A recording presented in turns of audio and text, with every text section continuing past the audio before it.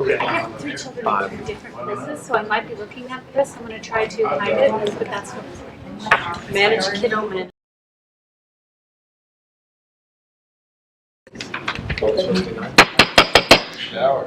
Good evening. I'd like to welcome everyone to the August 23rd, 2016 special meeting of the Reston Association Board of Directors. The purposes of this special meeting are to, number 1, discuss meeting agendas and process of meetings.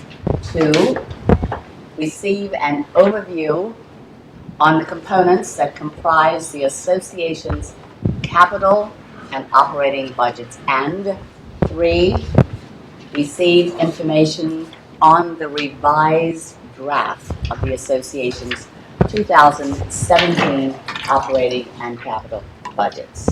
We're now down to item B, the adoption of the special meeting agenda. Do I have a motion? I move that we adopt the special meeting agenda. Do I have a second? A second. Okay, discussion? All those in favor, please indicate by saying aye. Aye. Aye. Aye. Okay, I think that was unanimous.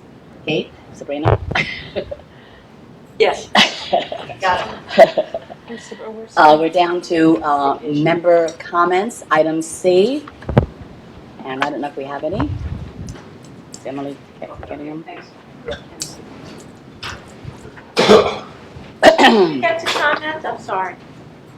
I'm sorry? Did we get to comment? On the agenda. She wants to know if she gets to comment.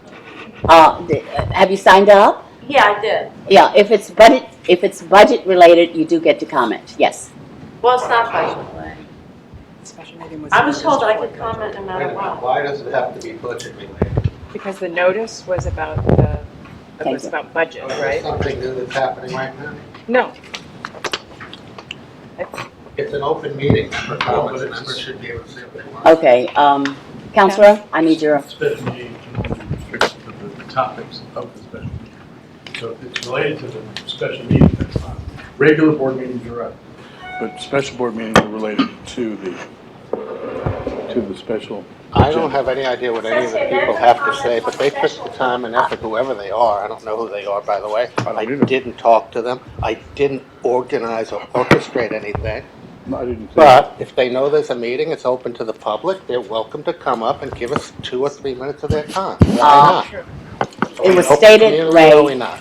it Don't was look at me stated, that way. Ray, Don't that talk to me that way. the Are town, we an open community or not? we are an open community, Well, yes. then, But let this is them a speak. special meeting of the Board of Directors, and we publicized that if you had comments, they would be budget-related comments. Let me read a comment from a member who couldn't make it today. A RA board member, please. Excuse me, Ray, I don't Members should recognize not you. have to figure out what meeting they can attend, Ray, and we want to hear from our members. So I'm not the only one saying this. Arlene, is it budget-related? Your comments? Well, what does it mean budget related? I'm a Reston, I pay, to be a member of the Reston Association. So you have my money, which is part of your budget. Arlene, is this, we're dealing, and I love everything you're doing, but the purpose of this meeting, so that we can get through it, is to talk about the revenues and the expenses for this budget. By the way, what is the yellow sheet of paper? I wouldn't mind seeing that if you don't mind. Well, it was on the sign-in. I picked it up on the sign-in sheet. Thank you. Okay. I just want to, Yes, please. I would like to stress that the point of this is not to shut anybody down. The point is that we have, we did a notice, and when we notice the community and we say what the agenda is, then we have a responsibility to speak to that agenda and to not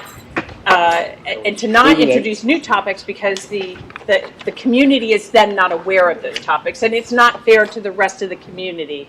Or the board. Or the board. Well, the board is less important. Meeting agendas and process of meetings. That's, That's what I want to speak to.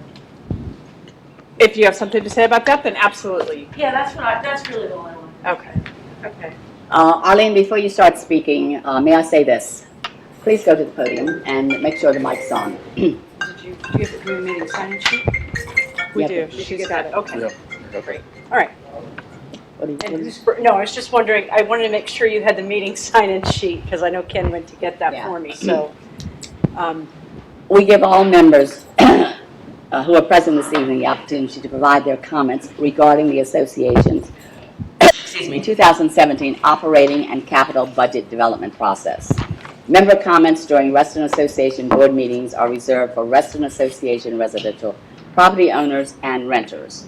When called on by the board president, speakers are to state their full name and street address. Individual members representing their own interest or opinion are allotted approximately 3 minutes to speak. Individuals speaking on behalf of a homeowners group, Reston Association Committee, or Reston-based organization are allotted approximately 5 minutes. Again, we are only taking comments regarding the special meeting items listed on this evening's agenda.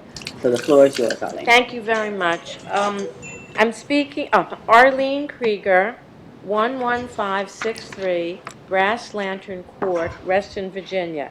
I'm speaking on meeting agenda and process meetings.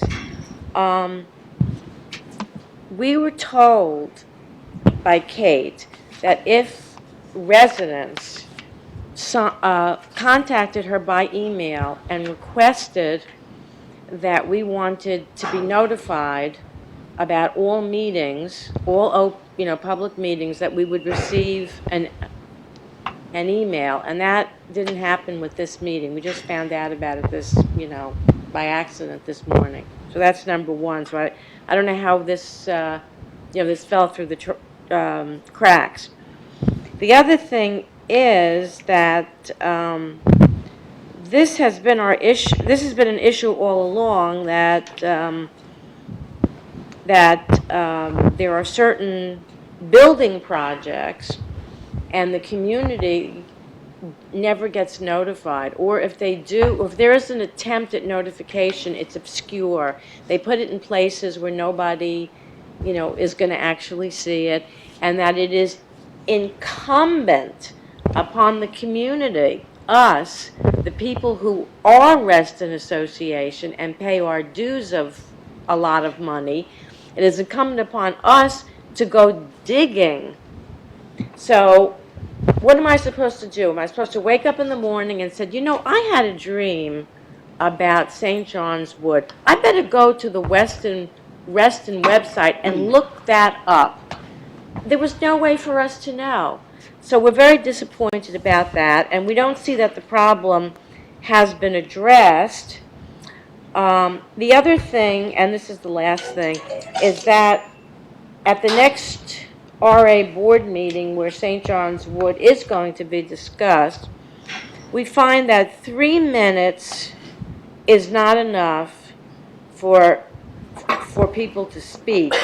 We're not going to overwhelm the meeting with speakers. We're organized, and we're going to have people speaking on specific topics and present facts. We're not going to just have people come up and, say what's in their head or, for that particular moment. So that's what I bring to you, is that we need more than 3 minutes per speaker for the people who represent our organization.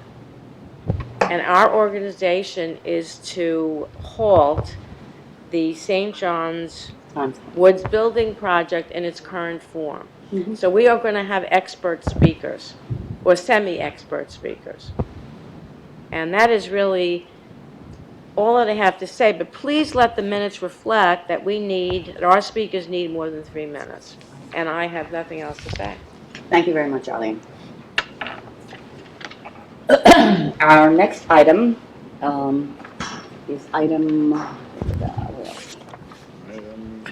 D. I have a question for Arlene. Can I ask a question? Sure, you may. Arlene, I had a question for you about the 3-minute time period. Is that for the next board meeting? Yes, that's what she said. Oh, okay. So have you requested to be put on the agenda to have that as a topic? How do I do that?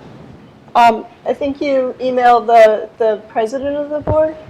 To be on the agenda? Yeah. You make a formal request. I thought that we'd just come and we sign up.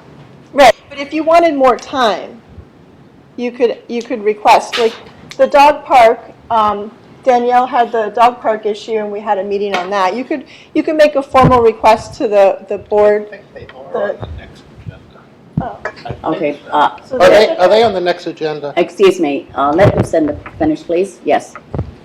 I think that your group could make a formal request to the board if you wanted more time on this topic. Who would we make the Who's request? your Make the representative? request Is that to- Danielle? Excuse me. Rob, Make the request to kate@reston.org. Perfect. Okay.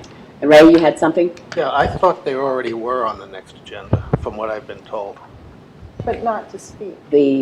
I thought that their item was on the next. The individuals are not on the agenda. No. No, I think the item, The item is on the agenda. Yes. as a separate item, just related to St. John's Woods. Yes. It is on the agenda. Yes. yes, and that's And part of then they'll have why, a 3-minute comment period at that time. But I too. think she wants to be on the agenda to have the opportunity to speak longer than 3 minutes. I get it. Yeah. Okay, I just Yes, want to make sure okay. that we're all on the same page here. It is important to me that information that I put out is factually correct. Okay. And I want to make clear that during the August 9 Board Governance Committee meeting, I asked for anybody who was interested in receiving information about the St. John Woods project to email me directly, and I would keep you notified, right? You remember that? In fact, that is exactly what I sent to everyone who asked to be kept apprised St. of the John's. St. John Woods project. I don't know if I'm mistaken or not, but I believe that you asked, I sent you a request asking to know about all meetings. If you did, I apologize, Arlene. I'll make sure that you do know about that going forward. Everyone else was very specific about what they wanted to know about. I'll change my list and make sure you're added for all meetings. Thank you for the clarification And from I your think there part. are other people who want to do that. They too. need to email They me need to directly email you and say again. they want to know about all RA information, okay? I've already responded to over 20 people about St. John's Woods. If they want more than that, they need to let me know. Okay, I'll email you, well, okay. Thank you very much. Danielle. I'd also like to say that we put the September 14th meeting on the calendar and scheduled that as soon as possible as a result of that August 4th meeting where we were all recognized immediately that this needs a lot more attention.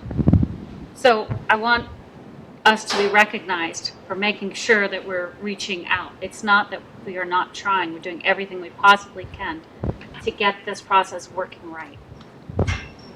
Okay. Okay, are we ready Thank for you. item D? Item D, our next item is focused on meeting agendas and processes of meetings. I think Vice President Sanio, I believe you'll be leading us in this discussion. Thank you very much. Mike, the floor is yours. Madam President, I'm going to be reading off of talking points, and I'll share a copy with Kate after I'm finished. So this agenda item is meeting agendas and process of meetings. The discussion that I'm sharing here is in part a result of what occurred at the Board Governance Committee meeting on August the 9th of this year. As we know, as members of the board, that all Reston Association meetings are open to the public, and members are encouraged to attend, provide member comments, and to observe all meetings. All meetings are open. The Board Governance Committee agenda was interrupted by a large delegation concerned about St. John's Woods. St. John's Woods was not on the agenda for the Board Governance Committee.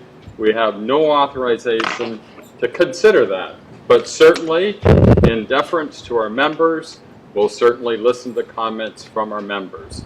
This meeting, just to reiterate an earlier point, is a special meeting of the board, and hence any comments related to items on this meeting need to relate to the agenda of the special meeting. It was obvious that members representing St. John's Woods and the surrounding clusters were encouraged to attend this particular meeting to share their frustration, and certainly we heard them. It appears the delegation was invited by a member of the board. As chair of the Board Governance Committee, I was not informed that a delegation would be attending. I think that in deference and respect to the committee, and certainly as the chair, it would have been most appropriate had I been aware of it and had been informed. Committee chairs, members, and the board spend considerable time and effort to organize the work of the board to ensure we are effectively representing the best interests of the community and completing our work. And that's not representing the interest of one member, but that is all members of the community. As members of the board, we approve the agenda and by extension agree to the time allocation for each of the items on the agenda. It is incumbent on us to all work to ensure we stick to the agenda and the allocated time for each of the agenda items. We always have the option to amend or set aside the agenda based on priorities at the time. And frankly, given the large delegation that was before us at the Board Governance Committee meeting, we in fact did that. So, the decision to set aside the agenda or amend the agenda is a decision of the board or the committee as a whole, not an individual member of the committee or an individual board member. As a member of the board, I commit to respect my peers on the board and to hear from all members when we discuss issues. To make good decisions, we must hear from all board members. We welcome diverse views. To hear from all members of the board, we must restrict our comments to provide time for other members of the board to share their views. Serving on committees and on the board is an absolute privilege. If members of the board repeatedly disrespect members of the board and staff and disrupt committees' work through their behavior, they will be sanctioned by the board by removal from committee work. Madam President, that's my brief report. Eve, comments? Yeah, I want to stress, and I know that my peers feel this way, that hearing from the community is of just huge importance to the board. Knowing what issues are bubbling up, what things need greater attention, all of that is of great importance to the board. But I think that in this particular case, a couple of things happened. One was, the governance committee is a subgroup of the board. We have no authority to do much. We can only take our work to the board. We can take recommendations to the board, but our focus is on governance. It's not on, we don't set the board agenda, we don't, and so I am concerned that there was a lot of misinformation that was sort of dished out to the community because there was, based on comments that members of the community made, believing that the Reston Association could halt development, which unfortunately we cannot.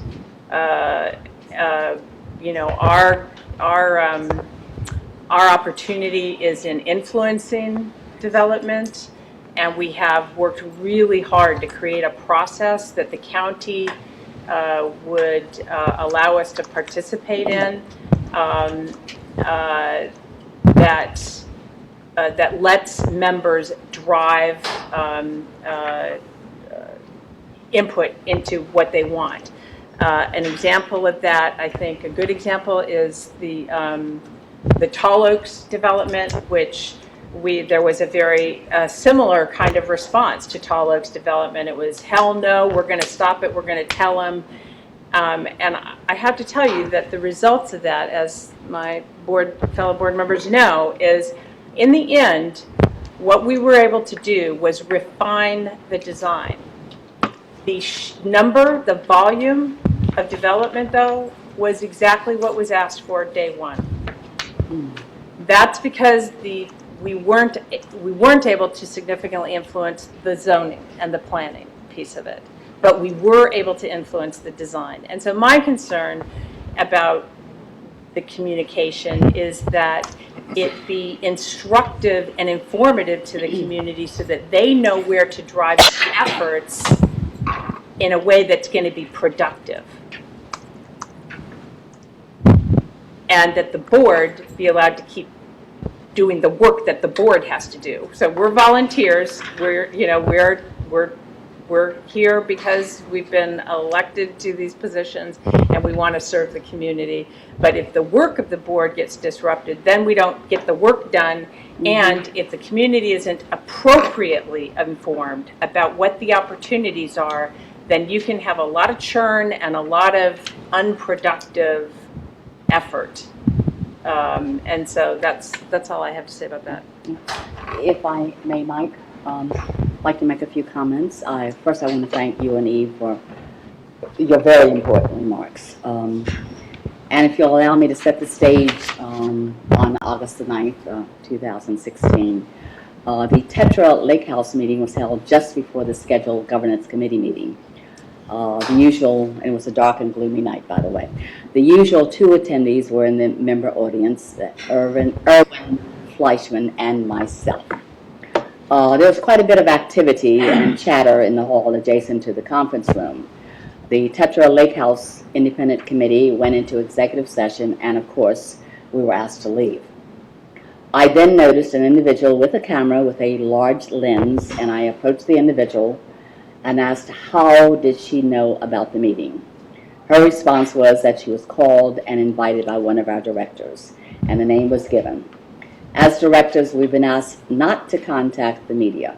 The individuals with that responsibility are the Director of Communications, Mike Leone, the CEO, Kate Hawkerson, and the President, Ellen Graves.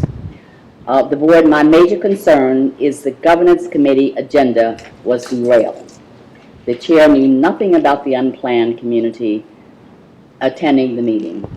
Members were led to believe, as Eve has very succinctly said, to believe the BGC had the authority to change a development plan.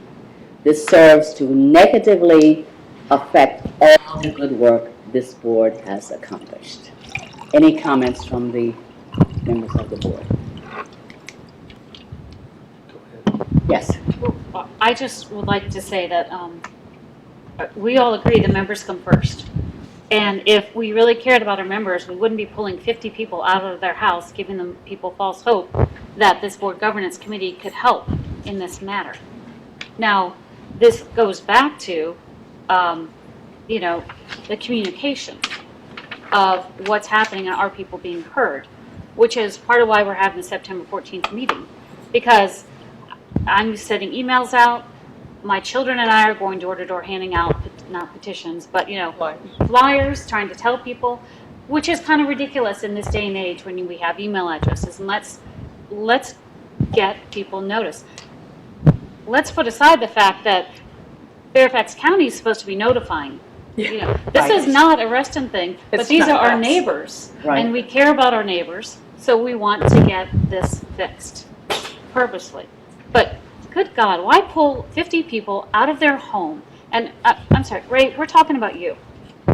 Oh, are you really? Surprising. So no one has said your name. So Don't why, worry, I have plenty of responses. Why Keep on going. would we do this to our members when we are, we're not really there to help at that point? With the purpose of this was, I feel, attention getting maybe, or I'm looking for a cause. And if you really wanted to help our members, why didn't you tell all of the board, especially your North Point rep, who is trying to get things done? So I'm just gonna go right out and say, I like your views, I like different approaches and the way that you view things, but I don't like this method, and I don't like the pattern of insulting our volunteers at all. Our volunteers are critically important, and so many of them have just been so insulted that they've had the need, felt the need, to come to the governments to complain about you. That's all I'm gonna say. Any other comments? Might I see your written comments since I missed the first part? Maybe I Sorry. can read it while you collect comments from other people. Okay. Lucinda, anything? Oh, we've already spent 30 minutes reprimanding somebody. I'm good. Okay. Thanks. Oh, no, please, step right up. No, I don't have, this is not. Ray, anything? I have quite a bit, actually. So Sherry Abear, who couldn't make it today, asked me to read off her comments on this subject, so let me do that. Here are my thoughts on this topic. I'm speaking for Sherry now, not myself. Number one, all meetings are public, and we want to hear from the members whenever we can. Number two, members shouldn't have to figure out what meeting is most appropriate. They can attend any meeting and speak whenever they want to. Number three, the meeting result was very positive. Kate got to level expectations of RA power, and the members were heard. And I might say that the members actually complimented Kate quite a bit after the meeting. That's my little sidebar, saying that they trusted her more than they did before the meeting started. But that's just a sidebar on my part. Back to Sherry. They came into the meeting angry and left feeling supported. How is this a bad thing? Number four, yes, BGC didn't accomplish the full agenda, but that was our choice. Those are her comments. I don't even know where to start on mine. Maybe I should just start with why we have an RA board in the first place and what we're supposed to do. And none of this is personal. I like the county supervisor, I like her staff, but I disagree with a lot of the stuff they say and do and the way they do it. They are not our bosses. There seems to be a feeling among many that the Reston CEO answers to the county supervisor in one form or another. That is completely false, or should be. There is also a feeling that the Reston CEO somehow is directing the board, setting the agenda, and we're here to not only support her and her great staff and what they do on a day-to-day basis, but on major policy decisions as well, and defer to her. That's not true either. What we're supposed to be is a board oversight committee overseeing Kate, overseeing this excellent staff that shows up all the time, but more than anything, answering to the members. We're supposed to be an elite 9 that answers to the members. In this particular case, as in most other cases, as in the Tall Oaks case, which was mentioned earlier, the county is with their developers. You know, it goes developer, county supervisor, CEO, RA board. That seems to be the chain of command here, and that should be broken. But anyway, in Tall Oaks, it was already determined that that was an empty space, that something needed to be happening, so nobody really objected that much. In this case, we have very limited open space in Reston. Very limited. We all know that. We all say how much we cherish our open space. We all say how much we cherish our master plan. Yet when push comes to shove, we all know, and Ms. Hutchins made a few statements to verify this in her own frustration at that meeting, as we all know, that the Bizzuto ship sailed and is well across the sea and is going to land. It's not going to be stopped. This Reclaim Reston mentions a lot of good things. I'd like to add that we're removing very good, valuable, affordable housing, which there is a shortage of, to add yet another monstrosity 3 miles away from the subway station which is in no way along the corridor, which is no way along the RTC, is actually taking valuable, affordable housing space, land, aesthetics. You know, there's nothing positive for Reston and Reston residents about tearing this thing down and putting this Bozzuto project up. We all know that. I don't need a study. I don't need the county to run a research project. I have more degrees than a thermometer myself. It doesn't matter. This is common sense. This project should not be built. That's their position. And before it's approved, and once it's approved, we're dead, and we all know it, rather than get a few fewer units here, or put a little more open space there, or maybe lower the height another 5 feet there, and patting ourselves on the back and saying, we really did a great job, we need to start at square one. What do the members want? What's best for Reston? 10 years from now, when I'm looking at that place, I don't want to see a monstrosity and sit here on this board and say that I had something to do with it. I went along with it. Forget about whether I promoted it or not. I don't even want to say that I went along with it. No. That's going to be an eyesore with more traffic, all the things you meet here. There's less affordable housing, which we need desperately in this town. And nobody's supporting it. Nobody's supporting our members. This is a call for the Reston Association to step up, and pardon me if I don't have a prepared speech like all of you do, and defend the members' rights, the community's rights. This isn't just a North Point situation. It's all of Reston that's involved here. And it's high time that we did this. And we said, enough is enough. No. And if we lose the fight, we do. But we have to weigh in. And I'm going to mention what I mentioned to a couple of people. A few months ago, I was watching on Bloomberg TV, and something happened in New York City with cable TV, and de Blasio was going along with it. His opinion was, we don't have the authority. It's a state thing. We're staying out of it. It's not our business. And Rudy Giuliani was up there saying, when I was mayor, it didn't matter whether we had the authority. We had the voice. And we were responsible to the people in the city. If there was something that was the state was doing that was impacting New York City, whether we had the authority or not, we spoke out on it. We weighed in on it. We got together on it. And a lot of times that had a big impact. I don't need to mention Rescue Reston to any of you anymore. You've heard it enough. But it's high time that the 9 of us, the elite 9, sit away from this stuff. We're not going to be satisfied with cutting out a few units, with giving a little more open space, and admitting that this thing is already a done deal, which is basically what we're all admitting. These people are taking the time, effort, and energy to stop this project. They don't have much time. They were unaware of things to do. There's very limited opportunities for them to speak and be heard. The comment period in the front of our meetings is their only chance. We should welcome that. That should be the highlight of every one of our meetings. You act like it's just an imposition on the board, like poor members. They're getting in the way of the board, the imperial board, telling them what to do. This is nonsense. It's total nonsense. We all know that. So let's step up, weigh in, and the 9 of us, forget Ken Chadwick, forget Kate, forget the staff, forget the county supervisors, the 9 of us. Are we going to stand with the members, or are we not going to stand with the members? And that's what this comes down to. If we lose, we lose. Nobody's promising them anything. Nobody's sending them down the wrong road. The idea that I pulled 50 people out of their open house, I communicated with one person for a few minutes.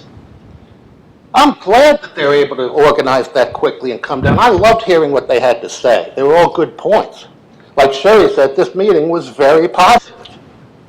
It was very positive for Kate and the RA board. It put us in a much more positive light that we did that.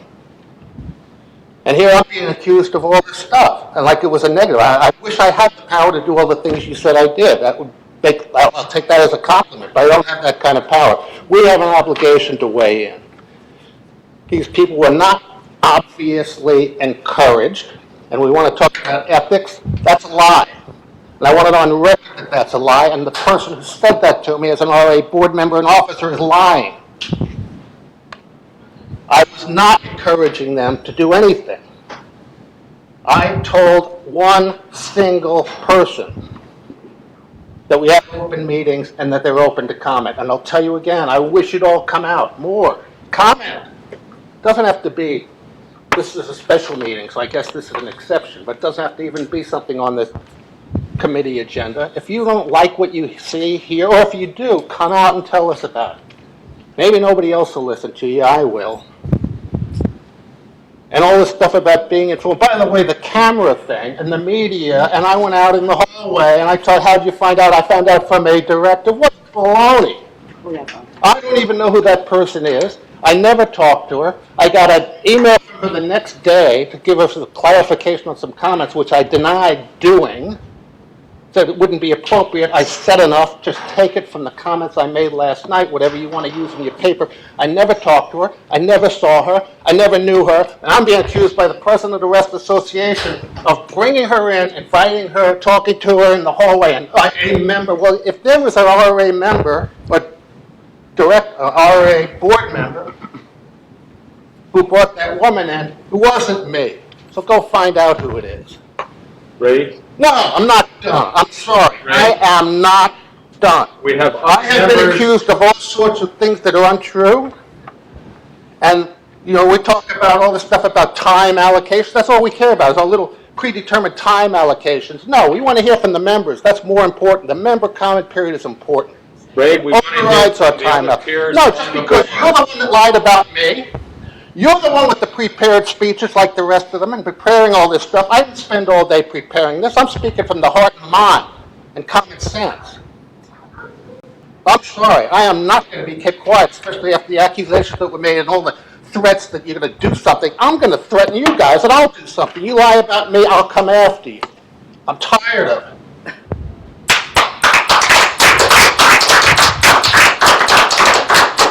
Thank you. So, as far as misinformation dished out to the community, I have absolutely no idea where that statement comes from. There was no misinformation on my part dished out to anybody. They have they could come to public meetings, they could do their comments. If they want to come organized, great, come organized. I welcome it, I want to hear from them. There's nothing wrong with that. If that is misinformation, if that's leading them on, if that's dragging them out of their house, these 50 people were dragged out of their homes to come to this meeting. This is such nonsense, and we all know it is. Ray, there are They other came people on the board. voluntarily, they wanted to be heard, they were heard. As Sherry said, it was a very positive thing, it was very positive. May other members It of was the not board would like to a thing. speak, please. Give them the opportunity, please. I gave them the opportunity. We And they have all- not given everyone the Oh, opportunity. yeah, they all started out, and they all came on me, every single one of them, with a prepared speech. And most of it was wrong, a lot of it was libelous. So hell yeah, I'm gonna reply. I don't think there's a time limit on board members' comments. Thank you. That's very true, Lucinda, but we certainly like to give Thank everyone you. adequate Oh, time they'll to have speak. plenty of time to respond, and I'll respond to the response, too. We've agreed to the agenda. The agenda gave us 30 minutes for this item. You spent 15 minutes, Ray. Well, that gives me another Allow 15 minutes. others to No, speak. it And by the way, all the stuff about why wasn't I informed, why didn't you tell me that you invited the people? Well, number one, because I didn't invite all the people, that's why I didn't tell you. And number two, I have to suddenly advise everybody. I'm told that the president of RA spends 200 hours a month in consultation with our CEO. If I'm saying something wrong here, tell me that I wasn't told that. Well, Ray, number one, what does that have to do with the... It has a lot to do with it. No, it does Because not. I've been here 18 months. The people who are complaining that I didn't tell them about something which I didn't even orchestrate, but let's just say that I did. Let's just say you're right. Let's just say I orchestrated this whole thing.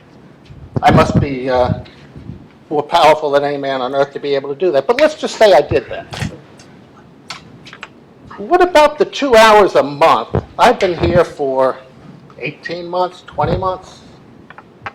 What is 20 times 200? No, 4,000? That's 4,000 hours that you've spent talking with the CEO.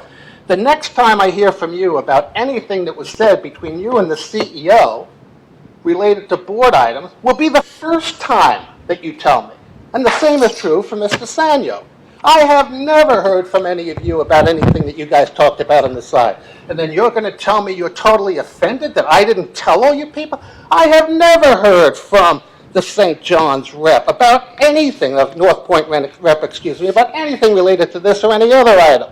Just a general, vague email from time to time. Have I ever gotten a call to talk about I any of move this stuff? that, No. I'm an at-large member representing that all we the people adjourn of this Reston, meeting. and I'm going to represent the people of Reston. That's my bottom line, and that's what I think this board should be doing.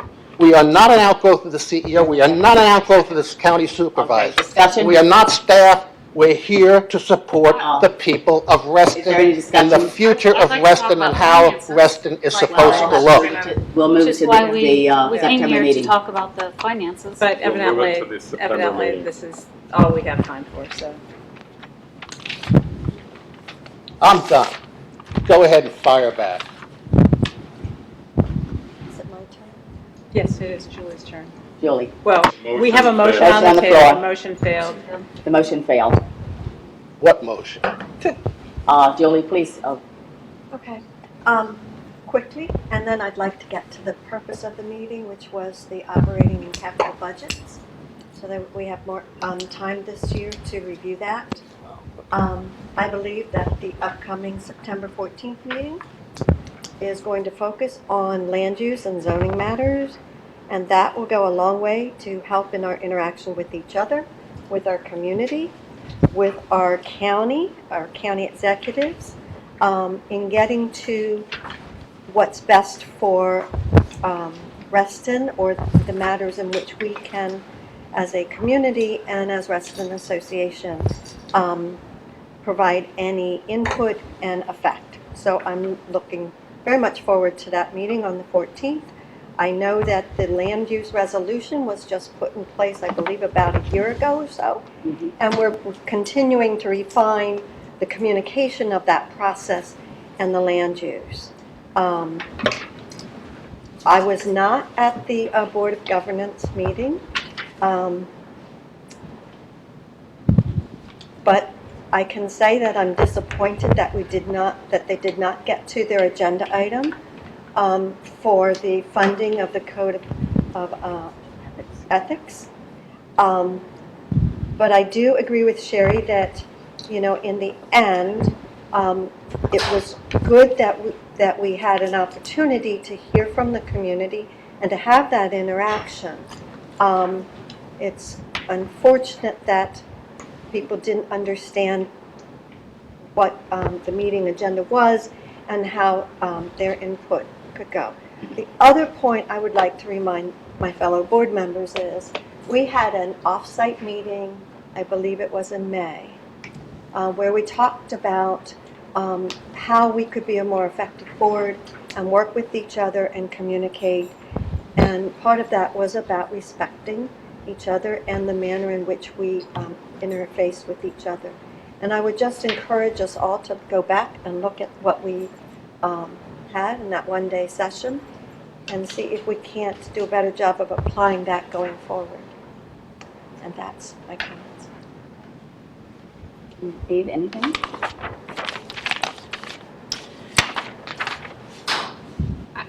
I'm just so flabbergasted that that the perception persists that two things. One, I don't believe that there's any board member who is in any way, shape, or form satisfied with the direction that the St. John Woods development is going. Nobody is happy with that. And the but is that we are not zoning, and we're not zoning and planning. We're not the county. So the pitchforks and the torches need to go to the county office. That's where they need to go, because we are your community association. We control some elements of design, but we do not control the development.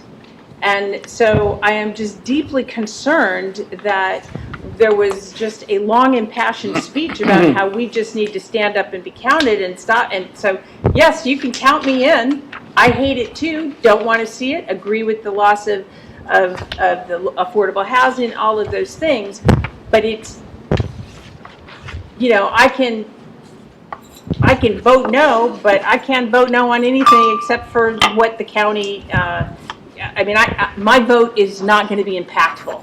So I just am very concerned that there is any pitting of your board against your issue, because that is absolutely wrong-headed and not the case. Not the case at all. Unfortunately, we are not really supposed to be talking to you, we're talking to each other, and so we can't answer questions.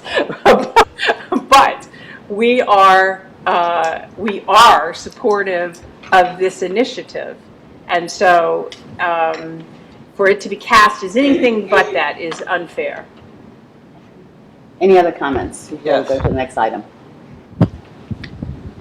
This comment about pitchfork and torches. These people came to us with a lot of passion. And if you're going to interpret that as pitchfork and torches, actually, they were asking us to join with them, to partner with them. I meant that in the most affectionate way possible. Good. I'm glad, because that's what they came to us for. That was very effective. As Sherry and I have been saying, that meeting was extremely positive. Whether the other people on this board don't like it that way or not, including Kate, that's fine. It was extremely positive. And as for, we can't do anything, my vote is not impactful. I hear that all the time. And so therefore, let's just work with the county to make it less worse than it is. We know it's bad, but let's make it less worse. No, we can influence. And if you're going to tell me that having the 9 people on this board with a strong statement of influence to the community on this manner has no power, that we are not even going to be listened to, that it doesn't strengthen their position, then you got a major insecurity problem, because I think it does influence. I think it does strengthen their position. And if this is going to go down, and if I'm going to watch a bunch of cranes from Bizzuto go put this monstrosity up, I'm going down with the knowledge that I stood with the people and I stood with what's right, and what's right is to not let this happen. And my vote is impacted. And I think, I'm glad to hear everybody say they're so supportive of this. Oh, I support this and I support that. Well, we're going to find out, because this is going to come to a yes-no vote, not a maybe, not a yes with qualifications. It's going to be yes or no. Are we supporting them or are we not supporting them? And if we don't come across 9-0 that we're supporting them, then shame on us. I'm done. Mike. I just want to comment, there's no question, I agree with Eve, that the sentiment of the board is clearly with the members of St. John's Woods and the clusters. There's absolutely no question. The issue that I have is the way this board operates. And Ray, you are one member of the board. You are not the board. You are one member. I'm trying to influence the other Ray, 8. can I finish, please? Let us finish, please, Let me Ray. finish. We listen to you. We must have deliberation amongst the group of us, and the group of us come to a decision. And when one member of the board hijacks the meeting by taking up most of the time on the agenda and doesn't permit his peers an opportunity to speak, we don't get the best So you're saying decision I for the community. hijacked, Can I finish, He's not please? finished. I hijacked this meeting. That's the Can I point you're finish, making. please? You're out of order, Ray. Please? You're out of order. Go ahead. Go ahead and finish. It's up to us, as Julie has offered, to respect one another and be prepared to listen to one another and to encourage the deliberation, Right. even heated Couldn't agree with deliberation. you more. That's but why all not the to lies that dominate at least the 3 of you discussion. made about me specifically, at Thank you. least maybe 4 specific lies that you finished. promoted as Okay. fact. All right. Yes, We're going to move yes, on. that's an ethical violation. Ray, It's much more important than Ray, whether you like my tone Ray, or you like my Ray, passion. other people That's would like much to more speak. serious. I would like to say this on behalf of our CEO. I've heard a couple of demeaning statements and remarks, and I really, really take issue with this. This woman works 7 days a week to ensure that the Reston Association is a successful organization. And I don't care what is being said on the street. She is not collaborating with Fairfax County, and that is a big deliberate lie. Nobody said it was a claim. Okay, are we ready to go to item Yes, E&F? Let's move on. And what you're accusing people, because I didn't say that about Kate. We're You done. know I did not say that you said that about Okay, Kate. let's make that I mean, that on the record. listen, you want me to listen to you, learn to listen to other people. Item I'm E&F. listening to everybody. In fact, the 50 people that you mentioned. Mayor, you're out of order. I'm listening to them. Is anybody else? Item E&F, overview of budget development process and revised 2017 operating and capital budgets. I now turn the floor over to our CEO, Kate Torkelson, and our staff who will be providing us with information on the revised 2017 operating and capital budgets. Kate, the floor is yours. Try and switch gears a little bit here into the association's budget. First, I want to let everybody here know that the association has a 2-year, we have a biennial budget requirement in our deed to put together 2 years' worth of budget.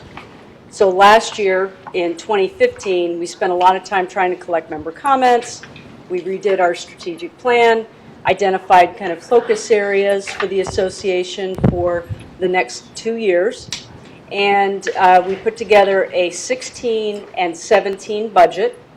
I asked the board to focus just on the 16 numbers because it's very difficult, if any of you have run an organization, to predict what the environment is going to hold 2 years from now.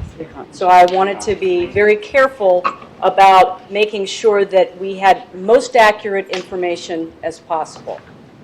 So we have a resolution that talks about how the budget is to be put together, and we are in what is called year 2 of the budget, and there are certain rules that I have to follow in putting the year 2 budget together. One thing in particular, I will go over a budget schedule that's aligned with that resolution, is that whenever there are going to be revisions made to the second year, I need to approach the board. So I already told the board last year, I am going to be making revisions. We are going to be coming back with some changes to the budget that are really based on how our budget plan for 16 went. And I was able to provide the board on the 11th of June an overview of how we're doing and what we're experiencing under that budget plan. So this evening what I want to do is go through the revised 2017 budget. There are quite a few questions that I've got for the board to consider. Not tonight, don't necessarily want input tonight, but do want to make sure that the board has ample time to kind of massage the information, and then come back at the September 22nd board meeting and get your reaction. Of course, if you have any questions that we can address before now and then, I definitely want to make sure that that happens. But I'm going to give a very high-level overview tonight, and I want to say that I feel very thankful for the work that Danielle and Sherry do with our fiscal committee that's led by Sean Ensley. This is the 3rd month in a row that I have taken materials directly to them before they go to the board so I can do a dry run, and they're really good at giving me good advice on what more needs to be presented and what less needs to be presented. So last night, when I went to them, I had a 48-page slide presentation. And they said, Kate, that's too much. That's too much. They said, make half of what you've put in there an addendum, reading material on their own, and cut to the chase and get to the point. And I apologize for not getting this information out to the board any sooner, but we were literally working numbers up until about 3 this afternoon. Robert and I were huddled over the computer making sure we had all the right information based on the feedback that we got from the fiscal committee. So again, that's one of the reasons why I'm not interested in necessarily getting board voting on anything tonight. I really want them to soak in the information and think about where we go. So the first part is the schedule, and I've given a little meeting goals tonight. One is high-level overview of the budget process. I'm going to be running very high-level overview on that. I've started to already. Want to present the revised 2017 capital and operating budgets and highlight those key items that I need the board's input on in September. One of the really important things that's come up a couple of times that Director Waddell brought up is this notion of looking at an alternate assessment formula. And that is something that I've been interested in ever since I became the CEO. In fact, that's one of the things that I interviewed on was, can we look at this, can we slice and dice this a different way? It is mandated in the deed to be looked at a certain way, but that doesn't mean that we can't begin that conversation, and definitely will be prepared to do that in September, during the September 22nd meeting, immediately following our July meeting after hearing Director Waddell's statement about that. Treasurer LaRosa sent an immediate email to Robert and I saying, okay, start getting these numbers ready. So we're in the process of that. We just want to make sure that they're as accurate as possible so you get a good flavor of what an alternate method would be and kind of what other community associations do. So I just wanted to make sure everybody knew that I did hear that and that we are working on that internally. So more to come on that in September. So the budget schedule. So in accordance with the resolution that I've gotten, it's Assessment and Finance Resolution number 1, and it says that I have to do certain things in year 2.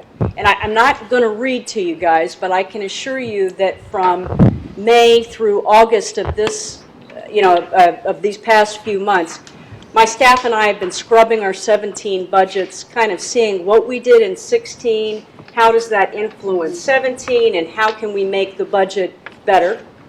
I brought that to the fiscal committee to get their reaction last night, so we can check that box off on the schedule there. And now we're to August 23rd, where I'm bringing that revised budget to you all. When I get feedback, the fiscal committee gave us feedback. I anticipate I'll get a couple of questions tonight that I'll definitely want to bring back to fiscal, but I do plan on going again back to the fiscal committee, getting their feedback as well, and then on being able to share that again on September the 22nd, the next board meeting where I'm looking for input on some of the pieces that I've put before you. Next is based on that feedback, anything that comes out of the fiscal committee meeting, or the board meeting, going to be making some revisions. Definitely want to send it back to the fiscal to get a reaction, and then if the board wants another session on October the 13th, kind of a special session just to talk about the budget, I've earmarked some time if you all choose and feel that in September you need that. Otherwise, we'll have a public hearing date on the revised budget, the proposed assessment level, at the October 27th meeting, and then on November 17th, we'll be setting the assessment level and the board will be approving that 2017 capital and operating budget. So that's what I'm mandated to do. The things that are highlighted in blue are additional things that I've put into the process because as I said before, I very much value our fiscal committee and the input that they give me and my staff on the numbers. So I think that's what the board has them for to begin with. So I just wanted to let you know what the schedule was. This can obviously change, at any time that the board chooses, but that's the schedule I've put before you for tonight.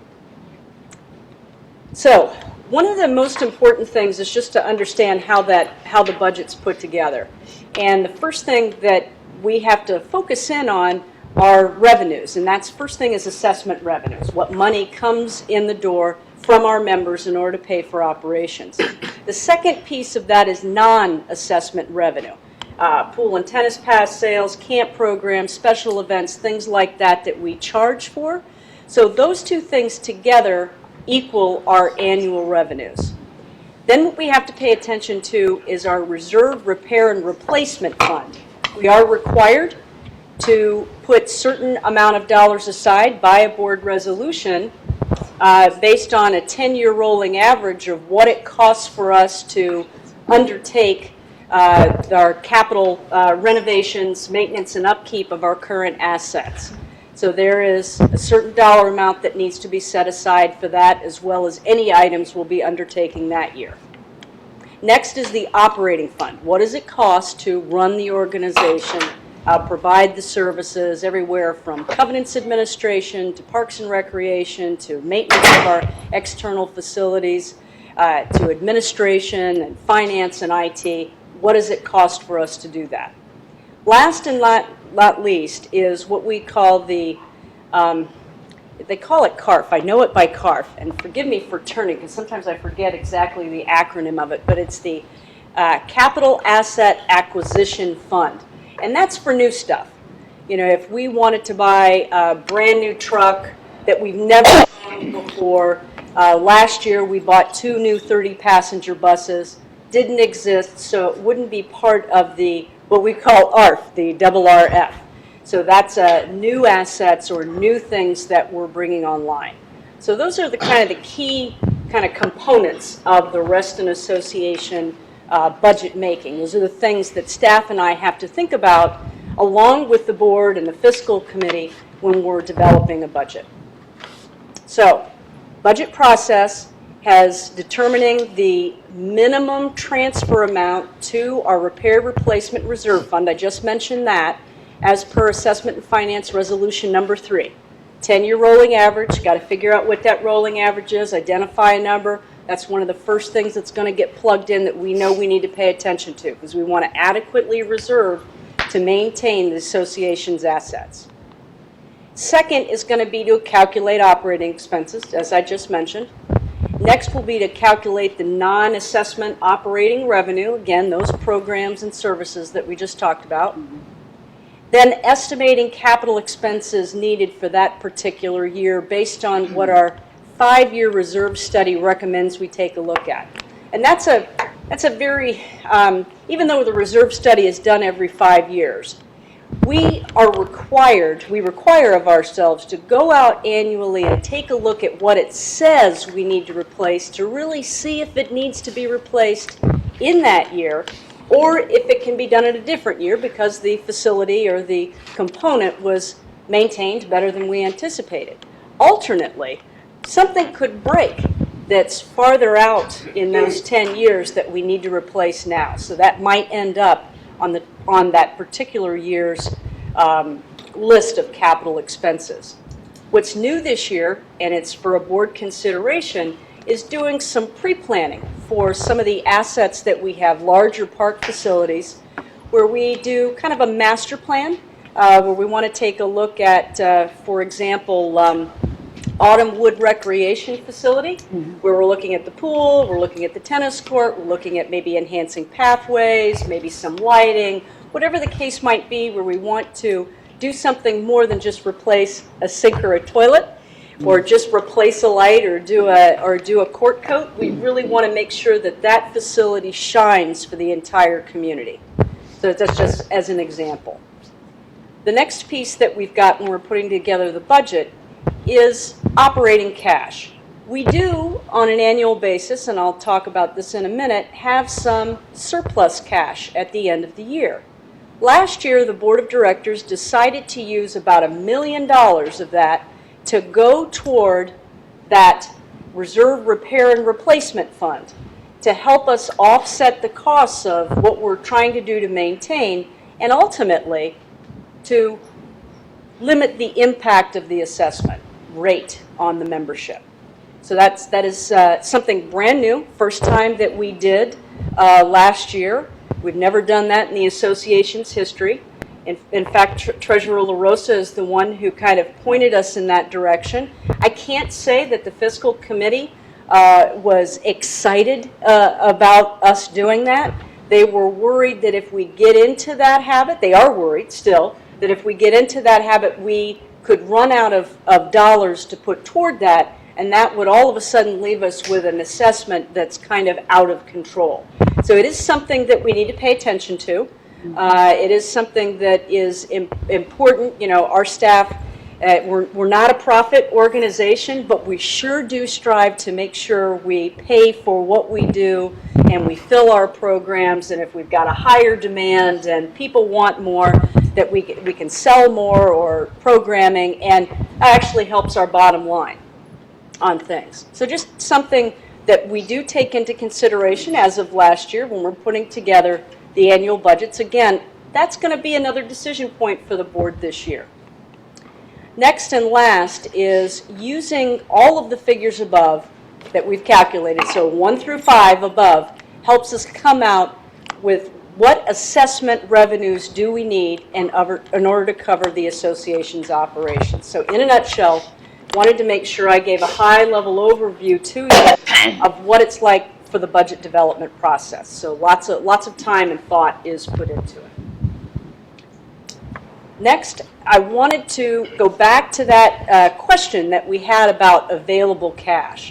This shows you a 6-year view, and as you'll see on year 2016, those are projected numbers. We haven't gotten to the end of the year yet, but how we're looking on the cash that we have on hand is we're looking at about 1.1 million right now.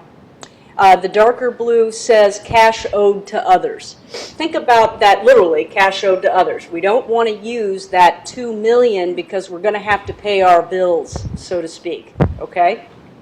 And then last but not least is kind of a minimum balance that we always want to have in our accounts. So we got a nice large buffer for the organization. Right now we're predicting a $4.3 million buffer. That number could change in the next couple of months. It could go up, it could go down, but right now we're looking at about 1.1 million. So I just wanted again, just a data point to put before the board. And it was again, you probably familiar with this chart for the board. They've seen this, they saw this last year. Next, here is the bottom. Yes, Can ma'am. we ask questions as you go along? You want us yeah. to wait until the Can you end? back it up? Yes, ma'am. Yeah. 2016 projected, we have 4.3, right? What would cause that number to change? Because my staff are What here, would I'm going to call, significantly cause that number Right. to change? I'm going to call Robert up if he wants to, but it would be some kind of major disaster with a facility. Okay. Yeah, okay. Just in case you can cover me, in case I'm getting it wrong. Julie. So in this. Well, could he answer my question first? Okay. I don't want. Yeah, go for it. Yeah. Just some major disaster would be.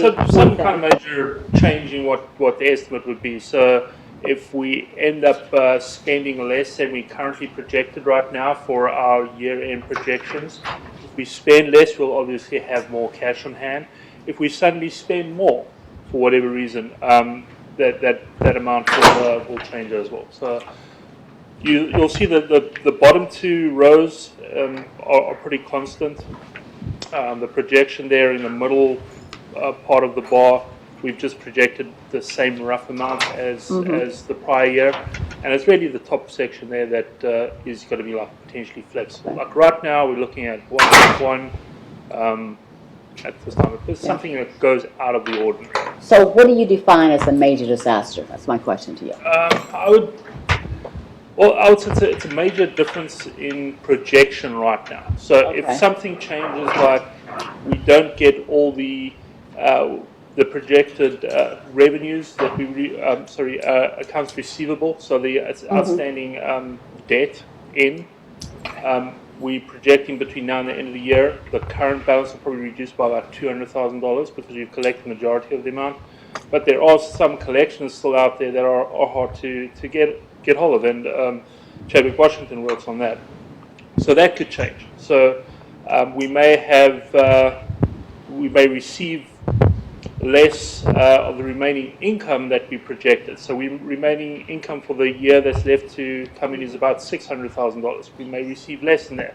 We may receive more. So it just really depends on the revenues or expenditures, how that pans out. But current projections right now is putting us at 1.1. Okay. Julie, next.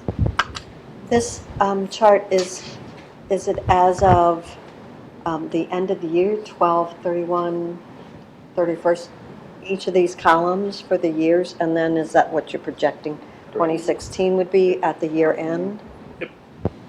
And so both the minimum balance, for 1 month's expenditures and the cash owed to others looks to be about constant across the board. At this point, the gray right at the bottom, that's just a constant buffer, if you will, the 1 month's worth of expenditures, and then the middle bar over there, we don't know exactly what that number is going to be, so we've estimated it to be basically the same as last year in that region. That minute, Carryover bills? yes. Part of that, a large part in the prior year, was actually related to revenues received in advance or assessments received in advance. We sent up the assessment notices in, like I say, mid-December, and we got in $1.1 million worth of assessments in advance related to 2016. So of that $2 million last year, $1.1 million was assessments 2016 assessments received in 2015, and that effectively is money owed to others until we reach 16. Okay, anything else? When we applied cash last year, is that reflected?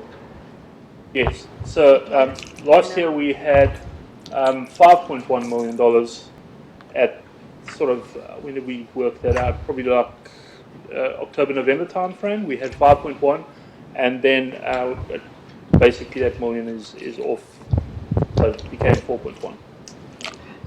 Thank you. Danielle? Could I just say a few things? If you look in 2014, the top bar is 1.8 million, I believe, and then in 2015 you see that as 0.9 million, roughly $1 million. That represents the money going. Now you're in 2016 projected. As Kate mentioned earlier, the fiscal committee has a concern about taking that whole 1.1 million. Take a picture, imagine that chart without that light blue on top. Exactly. You only have 1 month's expenses. Right. And that, I feel, is a little risky. So what could happen? Well, anything, a recession, people don't pay their bills. That's really what we have. You could have a disaster of dams bursting, things like that. But I think if 2008 rolls around, or any type of recession or anything like that, people aren't able to pay. So we would be kind of flying with just 1 month's expenses. But we can continue. Anything else? Did you have something, Mike? Okay. Okay. So, thank you, Robert. I appreciate that. Thank you, Robert. And thank you, Danielle, for helping me with explaining the importance of that. So now we get to the budget. The 2017 budget pretty closely mirrors the 2016 budget with a couple of differences in it. One of the things that is in it, and what you're looking at right now, are a variety of different options. Again, for the board to consider in September, unless you want to give me a flavor of the direction you want to go this evening, but I would recommend that you take the time to absorb all the materials that have been provided tonight. One of the things that's added to the 17 budget is we definitely need someone to help us with capital projects. I need another person. So I've already included that in there. It is imperative, in my opinion, that the projects are well managed, well tracked, well scoped, and we need help in doing that. We don't have enough staff to do that at this time. You got a little flavor of what that will look like last month when you saw the new capital scoping project process with the 5 different steps. The other addition, I'm sorry, bear with me 1 second. The other addition in here is that Lake House is going to be in operation for a full year, so the revenues that are in there, reflect a full year as opposed to 6 months worth of revenues on that. There are variances in every department, one direction or the next. In the board's budget materials, there is an appendix that talks about each different department. And I encourage you to look at that in relation to this large sheet that's here. It shows different variances on the side. But my staff has taken a lot of time to explain what those differences are. Some departments have absolutely no variance, they're flatlined. Others have either negative variance, which is good, or a positive variance because something has been added on that. Before I go on this slide, Julie had a question. You mentioned a desire to add a capital project planning, a program manager type person? Right. That's not the same as the land use No. person that we did not find someone who had the skills to hire in 2016. So Completely separate. Okay. Right. Okay. So what we did with the fiscal committee is I went directly with the fiscal committee using the 1.1, what you see in option 1, that shows the assessment rate going up by $1. As Danielle indicated last night, that concerns them. And they said, Kate, you need to give some options to the board to consider, using a little bit less, and even show what it looks like if you didn't use any of the surplus dollars. So those are the options, those 4 options that are there. The first option uses, again, 1.1 million and brings that assessment rate to 658. The second option uses $1 million. The assessment rate goes up to 663, an increase of $6. The third option says, okay, let's use 500,000.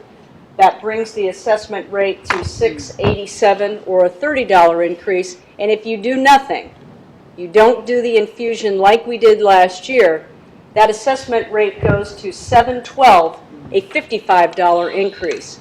The very bottom line that you see is the amount we are allowed to charge in 17. It's called the assessment cap of $750. That's what we could go up to if the board so desired. Obviously, that's not being recommended in this in the 17 budget. So those are without any of the other considerations that I'm going to go through in a few minutes. That's just, here's how we're doing business now. So again, things for the board to consider. Don't necessarily have to give any feedback on that tonight. Again, I really want you to think about all of the things that we're putting before you, read through the materials, and be prepared in September to go over kind of the direction, the next steps that you would like staff and I to go. So putting together the next piece that's important for you to look at, because it is a part of the 17 budgets. We've got the operating budget and we have a capital budget. This is a roll-up of the different projects that are being suggested that we need to do for 2017 that have been scoped. And for the board, that is this sheet. It's got a big blue line on it. It's also in your Dropbox, so I promise all of the stuff that the board has got is in Dropbox. And we're going to be working with staff. For anybody who's in the audience or in the viewing audience, this will be up on the association's website by tomorrow. But again, I was just trying to get it all done tonight, but we'll make sure that we've got it. But so again, that's a roll-up of the major categories that we have. The board has, as you can see on the screen, there were some suggested dollar amounts last year when we came to the board. Board hadn't approved the 17 capital yet, but we gave them a flavor of what we thought we might want to spend. The second column is the revised column. Here's what we do need to spend, things that have been scoped, rebid, so we get refined numbers here. So this is only a laundry list of things that we know that we need to do in 17. The last items on the bottom, where everything is in gray, were the approved new capital asset acquisitions, that CARF I was talking about earlier, where we asked the board's permission to do those new items after they went through a number of meetings looking at all of the different member requests and staff requests, and they came up with this last year, this laundry list of 4. So all of those items, they've either been spent in 17 or they're being spent in 17, and there's one item, of course, the telephone system upgrade is planned for next year. We do need to And that's make a an single upgrade. hit. That's a single hit. That's a single hit. A question about that. Steve? So these projects are, I know we got the buses Did we make any progress on the pedestrian lighting? That is something that we're working with our pedestrian lighting task force on. Okay. They're helping us come up with the components of what will become an RFP so we can bring in a firm to help us out with that. There was also a, Lucinda, I'll probably get this wrong, but was this the item that we had lost? Yeah. We put it in, it's It's been moved into the operating budget? it's been in operating, yep. So we've got So money this is year it and next different, year. or is it the same? I don't understand why it was moved, but. It was, I think and again, Robert and Mike can help me out on this.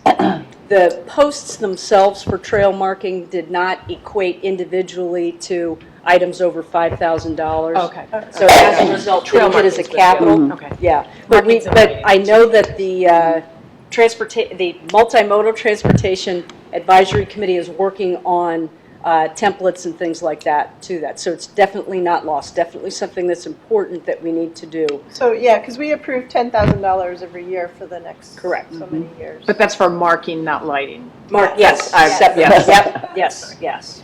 Yeah. I was thinking about that because I saw, there's a, near Lake Ann, there's a Pokemon Go that is a stop, that is a trail marker, and it's in terrible shape. It bums me out. It's all delaminated, and I was like, Yeah, a lot of them are. Yeah. And They updated your last column on this sheet that shows 2.6, 2.7 roughly. How do each of these projects relate to what we had in our reserve study? Meaning, is our reserve study off, or is it kind of tracking what we think we're going to be spending?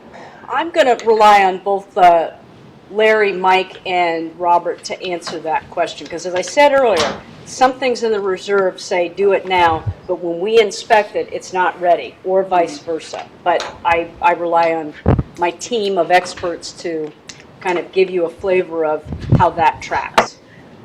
It's a team. Team? It's a team. You're down in the middle, right? Yeah. So the numbers that are reflected there are Subcourt. either the reserve study numbers for projects that we don't have new complete scopes or new pricing on. I'd say about half of those reflect pricing that we actually got. We got bids, for instance, in the aquatics. A lot of those numbers have changed because we got specific pricing to do those projects. And so it's a combination of reserve study numbers as well as new scoped and bid numbers. One of the things that the reserve study does not do, does not provide for soft costs. It is the physical replacement of the asset. And so something that I think Kate's going to bring up here in a minute, about the capital planning dollars, that speaks to that fact that the reserve study does not address soft costs for most of those larger projects. Meaning design or Correct. Yeah. engineering or any of that. How much do the soft cost add? Meaning, how much should our reserves be higher, roughly? Are we saying that we're like 10% under? So let me jump in. Yep. Think back to the July meeting. Yeah? Yeah. The chart? Right, that Right. chart. It depends on the project. Each section of that project, each of the 5 steps, depends. I mean, and these are for the larger projects. But I So would think remember, there were that- different levels. Right. So we are now, and it's not listed here, okay? Because it is something I need you to consider in September. We brought to you 3 projects in July that we did want you to consider to do those soft costs, the design concepts. They're on a list later in your presentation that I need you to give us feedback on. Do you want us to begin that process of looking at those whole recreation sites? So, In this budget, in this right here, and I apologize, in this, what you see here, all of that has already been factored in. so the soft costs have, your estimates for the soft Right. costs It have depends been, on the project. if possible. I would think, and I'm sure I'm wrong, that you could take a look at what is in the reserve study. You could sort your assets based on most expensive to smallest.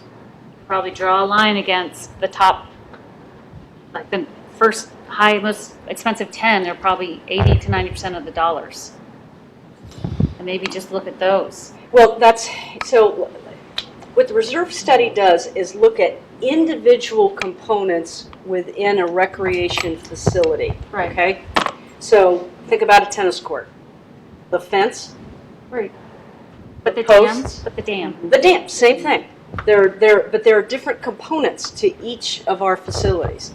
And even with the dam, you've got design concept.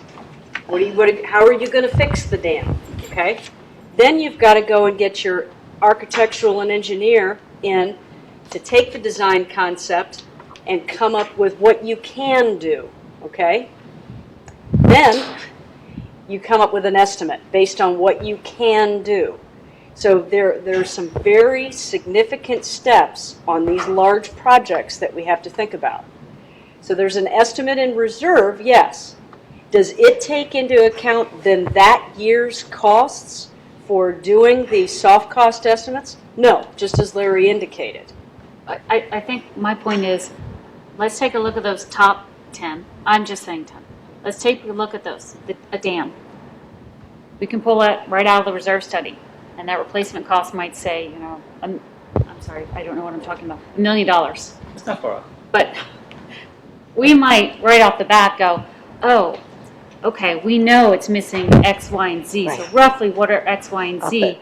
So that we can have so we can have an idea of like, oh, our 10-year rolling average really is not, we need to be pumping. 15% off because it doesn't reflect. Correct. So that and we agree. This is why I need that capital position to help have somebody dedicated to help us look at just what you're talking about. So we've just put the steps in process to begin that, looking at the soft costs, dams, big facilities, looking more, because the reserve studies like, gee, you need to replace the commodes or whatever the case might be in it, but you're not looking, and then the next year it says, okay, now go replace, the bathhouse itself. We're trying to put things that are in close proximity to each other within a 5-year period together so that you're spending more wisely in a project before. But you are correct. You're absolutely correct, and that's what we need to do. I don't want to belabor it. I just think that we could get, honestly, I think we get 90% of the way there without looking at every single, the toilet and the 5-year thing. I think we could just take a look at our top assets and say, oh, where are they? But all that other stuff is incredibly important and has to be done. They're different. They're different. Different ends. So if you just in response to that, Danielle, if you look at the top assets, it's the dams, and the pools, and our community buildings. That's it. 15 pools, 4 dams, 2 small dams, Butler Pond and Bright Pond, and then really the 3 community buildings. Those are the big ones. What Kate's talking about is taking like Browns Chapel Park, where we've got money that we're going to expend over the next 5 years. What's a more holistic way to approach that to hopefully get economies of scale? If we're bringing a contractor in to do work, let's not do part of it in 2018, part of it in 2019, and part of it in 2020, and disrupt the park in 3 separate years. Let's see if there's a way to do that that makes sense all at one time. Both for permitting, DRB reviews, and things like that. The other thing that I want to note about the list is that we have already scrubbed this list. We do a 10-year lookout on the capital because we need to do that to get the 10-year rolling average. And so there are projects that we've gone out and inspected that the reserve study said, we're going to have to, the reserve study predicts we're going to have to replace it in 2018. And if our inspections say we got to do that in 2016 or 2017, we're bringing that back to you to say we need to advance that. And there are others we inspect where it says you got to do that in 2017, and this is the case in that list.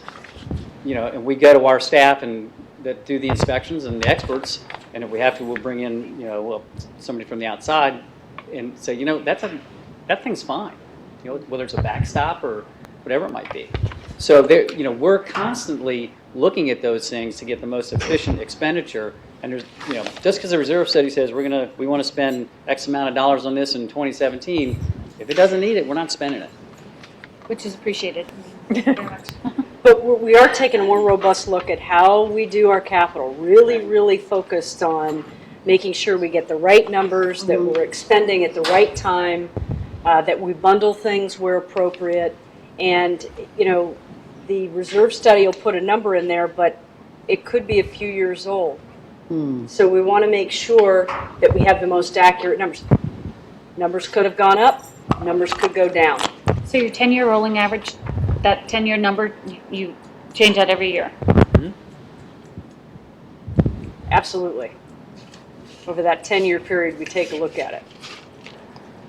One perfect example that Robert and I had when we were looking at it was a replacement of what we call internally, it's our member-facing technology. You guys are familiar with that.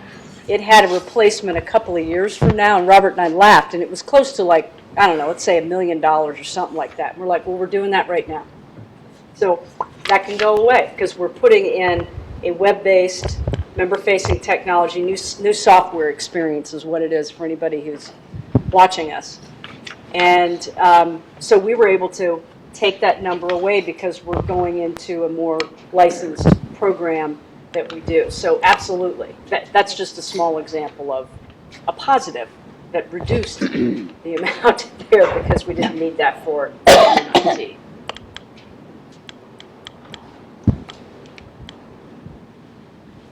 Anything else for the team? Well, Yeah, sure. I don't know if this is the right time to bring this up, but I've noticed a trend, and Kate, you just mentioned that, we're looking at the facility as a whole, and instead of just replacing a floor and then the toilet next year, looking at it as an entire thing, and I think that's a really great way to go. But I've noticed, so we also get the community input by getting the working groups together, which is terrific, but I think we need to refine the process a little bit and have a budget limitation on it, and also have the board look at it, because I'm concerned that we bring in community members. I was part of the Pony Barn working group, and we were told, think big, no limits, we'll figure that out later. And I don't know if the board's ever had a discussion about the amount of money that we're going to spend on these projects, but you bring the community members in, they volunteer, they spend all this time and invest all this effort in it, and then, the board comes around and says, no, we're not going to spend that money.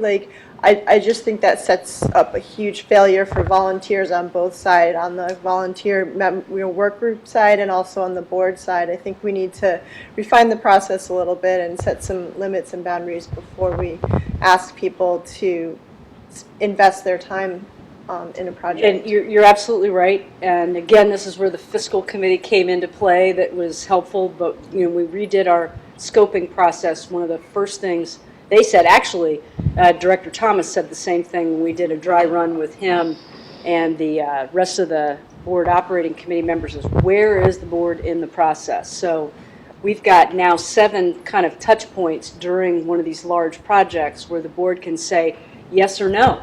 We don't want, in fact, that's what we're asking for 3 projects. Yeah. Yes or no, we do or don't want you to do that. And then allocating dollars just for design concept. Coming back to the board with that working group, possibly saying, okay, here are the concepts, what do you think? And then the next step is architectural and engineering, finding out what we can do, and then again, coming back to the board and saying, okay, here's what they said we could do, what do you want us to, I'm going to go the opposite way, what do you want us to do more of, or what do you want us to back down on? And then we go and get an estimate, and again, that's where the board comes in to approve, and then throughout the construction phase, there's constant update to the board. So you are absolutely right, and I want to let you know that that's something that we presented that last month, and I'll be happy to kind of resend you that snapshot. But you're right, the board's got to be more involved in that, and decision points where we're not just, so yeah. Definitely right. Yeah, Eve has something. I actually think that that the Pony Barn was a great model. Oh, yeah. And I think that the thing that,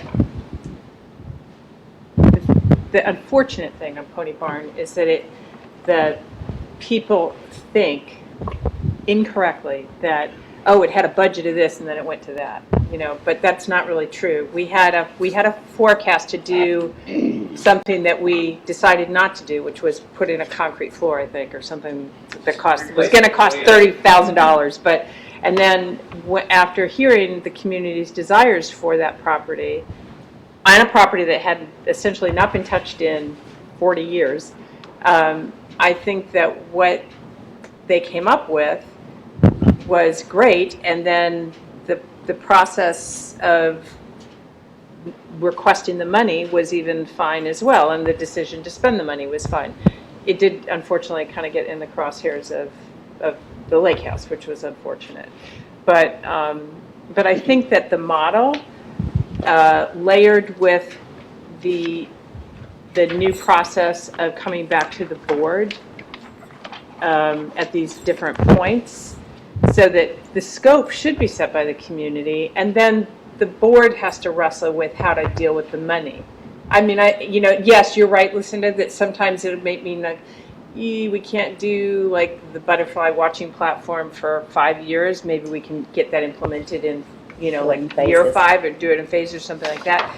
But I think it's the community's money, and if that's how they want to spend it, we, I think, should do what we can to facilitate and it's consistent with the upgrading of the facility. It makes perfect sense. It might not always make sense, but I thought that was a good model. Did I say it was a bad model? No, not at all. I'm making a supportive statement about it, and But I think you raised a very good point, and that Yes, is definitely. managing expectations. Exactly, You yeah. know, both for the pony barn as well as the lake house, Mhm, absolutely, or any other new project, or any other new project. absolutely. Okay, Kate, the floor's still yours and the team. Just want to make sure that we've addressed kind of capital again. So more conversation, obviously, in September. Right, If you have questions that come up with, related to thank you, guys. Yeah. thanks, team. Hate to keep them standing up there. Yeah. Again, don't hesitate to jot them down, send them, or ask them on the 22nd, whatever the case might be. So the next piece that we have really comes down to the things that I need you to consider in September. The first is, do you want to use surplus cash to fund reserves for 2017? If so, in what amount? Yeah. 1.1, 1 million, or 500,000. And then there are a laundry list of other things that we need you to think about. I'm going to quickly go through that list. I wish I could read it from, I've got a great angle of the spreadsheet from here, but I'm going to look up here. The first is, and in your Dropbox is compiled into one PDF, are some requests that we received from our current garden plot users who are concerned about fencing. They need the fences to be higher. We did price that out. That would be a capital item. That would be an addition to the list of 17.5. And it shows you, we tried to show what the assessment impact would be to that. So it's about 85 cents. So would this be all of our garden plots? It looks Or like some we're of just them? looking at Hunter's Woods 2 Okay, right I'm now. sorry, I'm not reading. Yeah, The next three go to that capital project piece that we were talking about, long-range planning and design, where we're just looking at design concept dollars for these entire facilities. The request there is a total of about 95, if I remember correctly, 1,000 for all three of those, but you can slice and dice those individually if you want. Next is for roadway maintenance. And this is an operating item. We learned a lot doing the roadway cuts this year, the curb cleaning, and the community looks beautiful, but we had a difficult time getting that staff, seasonal staff, as well as concern with safety. And because this item is so important, and it's something you really need to think about, if you like the way the community looks, we're going to need to expend some more dollars to continue to do that. And I'm not going to be able to get much more from the state to reimburse us, but I do want to give the opportunity to Mike tonight to explain to you what his experience was with that this year, and the ins and outs of what he had. He's like, oh, she called on me. So, because it is important for you to understand that particular item from an operating standpoint. And I turn the floor over to you, sir. Thank you, Kate. I appreciate that. As you can see, the roadways look fabulous. They do, truly. It was a unique experience because, A, we found out that it's very dangerous. And our employees have to be trained in a certain way to do it. We used mostly full-time people this year. Due to the fact that Kate actually said that difficult hiring seasonals was impossible. I mean, we should have hired about 18 to 20 seasonals for the roadways. I think we got 9. Wow. And that's for various different reasons, qualifications, things like that, and just difficulty and sort of the way the hiring process is changing with all young people. I mean, a lot of people don't want to do what our guys did out there this year. We, case in point, had a couple of college kids who turned out to be dynamite workers, and I interviewed them on the way out, and they had some great input, but it was difficult, it was hard for the money they made. I think our guys are fairly compensated, but there's a lot of people and companies that won't do what we do. They won't work on the highways. We've asked a couple companies, is there any way we could, if we could, which I don't think we can, subcontract the roadways out to somebody out there? Like, we wouldn't touch them. They won't touch them. It's very dangerous. Our guys have to go to VDOT training. We've sent about 6 of them to VDOT training. We'd like to send the rest of them to VDOT training to, learn how to use the signs and the flags and the cones. And it looks really easy when you're out there, but, I mean, from afar, but it's difficult and dangerous. But they did it. They got good at it. We'd like to maybe change our philosophy a little bit and go more from a majority seasonal staff in the summer to maybe shift some of that seasonal money over and maybe bring on some more full-time people who would be more qualified and more invested in the situation, more highly trained. Sending seasonals who aren't that trained out there scares me to death, quite frankly. I mean, that something's going to happen. So I think more qualified staff. Our sites suffered this year. Our pools, we have 15 pools, and I'm going to do this off the top of my head because I don't know. 22 ball fields, things like that we also have to maintain, along with the 7 main streets, the 35 side roads. We've got over 115 curb miles of Reston to take care of, and that means, the old days it was cut and go away, and you know the results of that. You've seen the years past the results of that. This year it's cut, edge, weedy, blow. We've hired a sweeping contractor to sweep the sand out. You notice there's no sand in Reston streets. There's everywhere else. Great. We've hired a contractor to spray the weeds. There's no weeds in the gutters, and it's not hanging over, as you can see. And it makes a huge difference, and everybody loves it. Okay? And we're going to do it right. We did it, in my opinion, like 80% right this year. To do it 100% right, which means 100% VDOT certified, safe. We need to use aero trucks.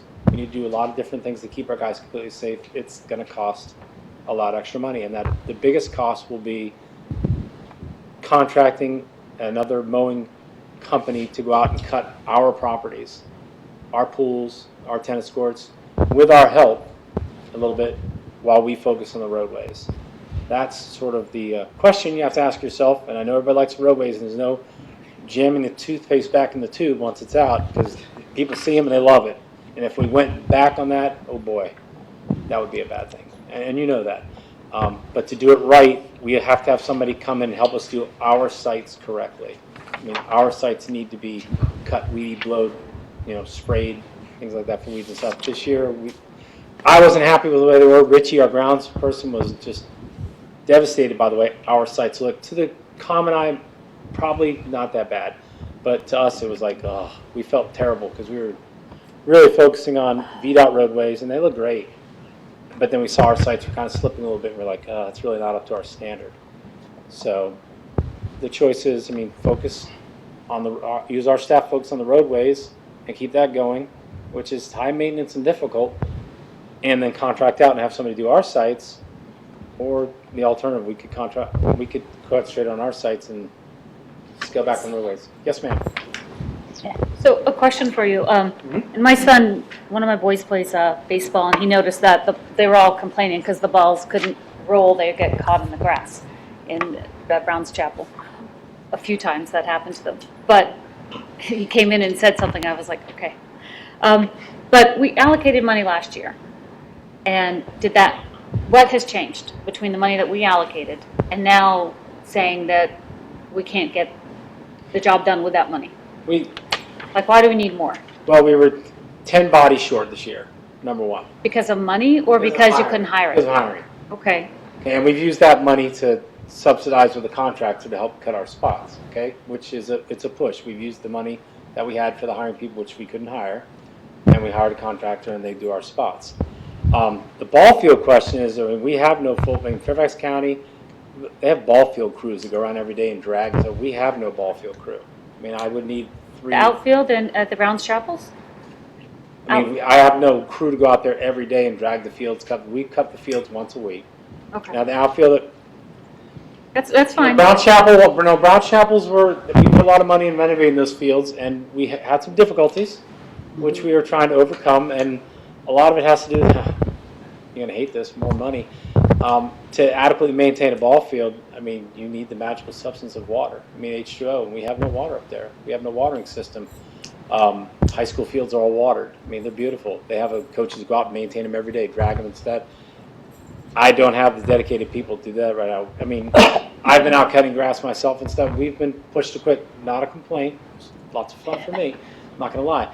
But ball fields did suffer. I will not argue that. They're out working on ball fields today, getting them ready for the fall, and they're not cutting the roads. But I guess back to the $174,000 that's being requested, I'm just trying to understand, like, what did the money not cover last year? Like, I believe that the extra money we got last year was for equipment. It was a small push for some equipment that we purchased, and we actually had borrowed some equipment from Herndon. And I think, I don't know where the money we didn't use this year, we used for a contractor. I think you did you got some extra seasonal staff, and the problem, Danielle, is that, and Mike hasn't quite said it yet. I'll say it. Go ahead. But I'll be frank. When you get people who lie on their application about drug use, and you're going to put them on a mower in a high-traffic area, you're not going to hire them. When you get kids who would rather work at the Apple store in air conditioning as opposed to being out on the roadways, that's what we're dealing with. That's why we weren't able to hire the seasonal positions that we needed in order to get the job done. because the money that we allocated was minimum wage and it should have been more? Is that what, was it hourly?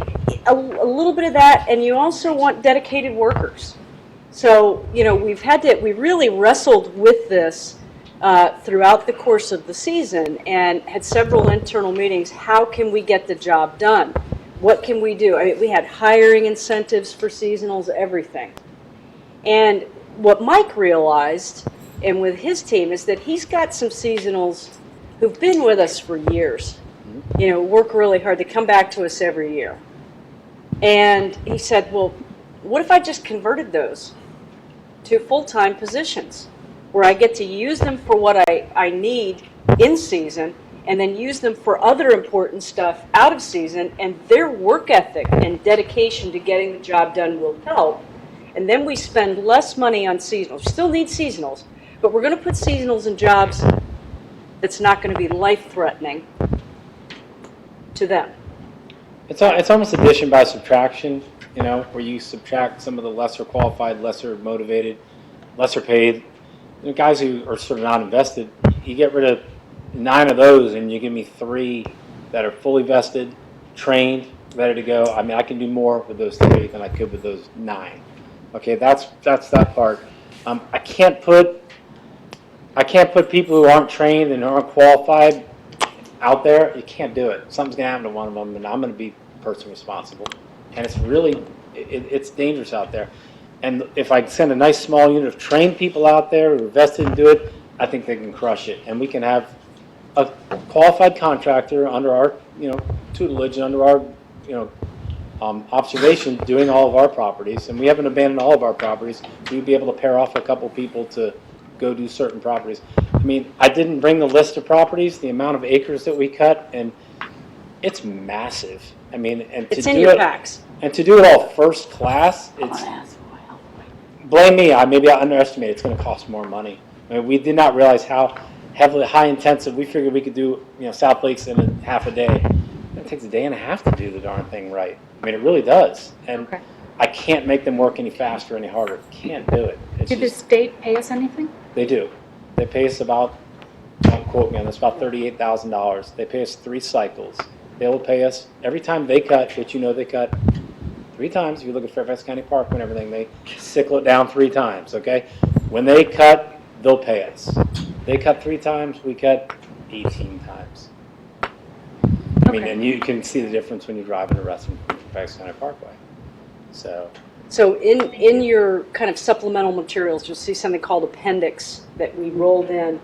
When you get to Mike's slides, you'll see the acreage that we have, that we're responsible for. And this is, it's got, we've got, I think, if I memorized the number, 304 beds, just Yeah. landscape beds. Yeah, Did we're I just get that talking right? cutting grass. We have to go pull weeds in 305 beds. I mean, and I have 3 people who do Mulch. that. Part of VDOT? No, that's No, this just is our our stuff. stuff. That's just No, this is our us. stuff. And the play meadows and the garden plots, those are very high maintenance. Garden plots, tot lots, everything. We need to cut, trim, weed, everything. Lot. And we can't, we have to have sprayers, but they have to be qualified and certified sprayers and stuff. So you can't. It's hard to grab a seasonal for $12 and have them go get certified to spray and stuff. Does that help? That's So my story. Because he spent a lot of time preparing to answer this, and it's in your slide deck that you've got that's separate and apart from this, but I wanted to give him the opportunity to explain that if you want to continue what we're doing, it costs to do it right.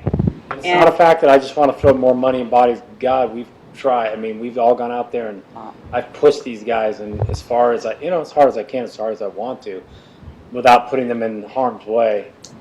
And we can't work any harder. We can't do it for less. This is a pretty big budget item.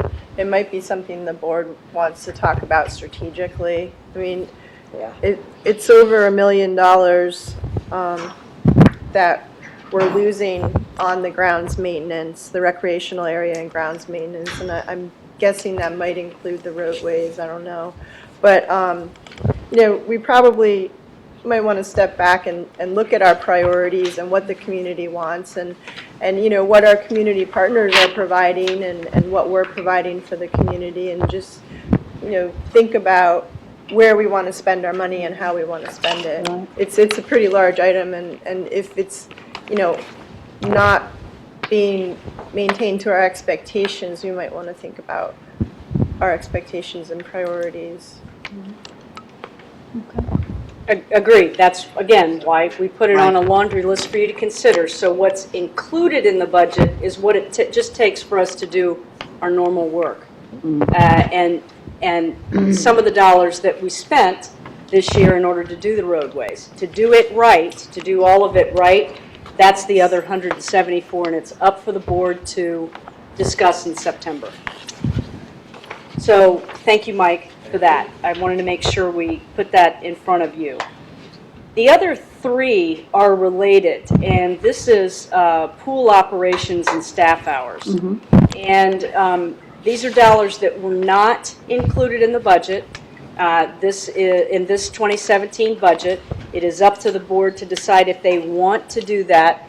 I am going to call on Laura to come up and just give a kind of talk you through these numbers again.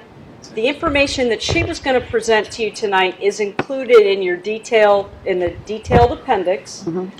So it is under, listed under their recreation services. But I'm going to let Laura kind of talk about these 3 sets of numbers. Julie. Before she starts, so this sheet that we're looking at for board considerations, It is not included in the budget that I gave you tonight. so if we said yes to this $297,000, that goes back to affecting our assessment amount. Correct. So those options 1 through 4 do not reflect this $297,000. No, it does not. Okay. These are decisions for the board to make, not for me to make. Just putting the information before you.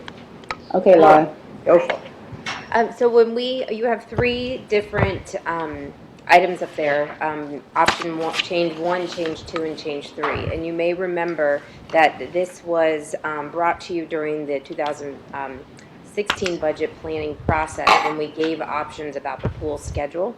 So the very first change was to move to a weekends only schedule, Memorial Day through the end of public schools. And what information you were looking for when we came back to you for consideration of the 2017 schedule was what member comments did we receive, if there was any revenue associated with that change in the schedule, and then also what the usage was. So you have all three of those components in your packet.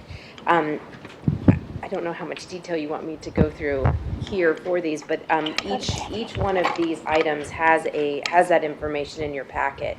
The first and the second change, there were minor, very small member comments. It wasn't very impactful, which is what we had explained to you to the schedule.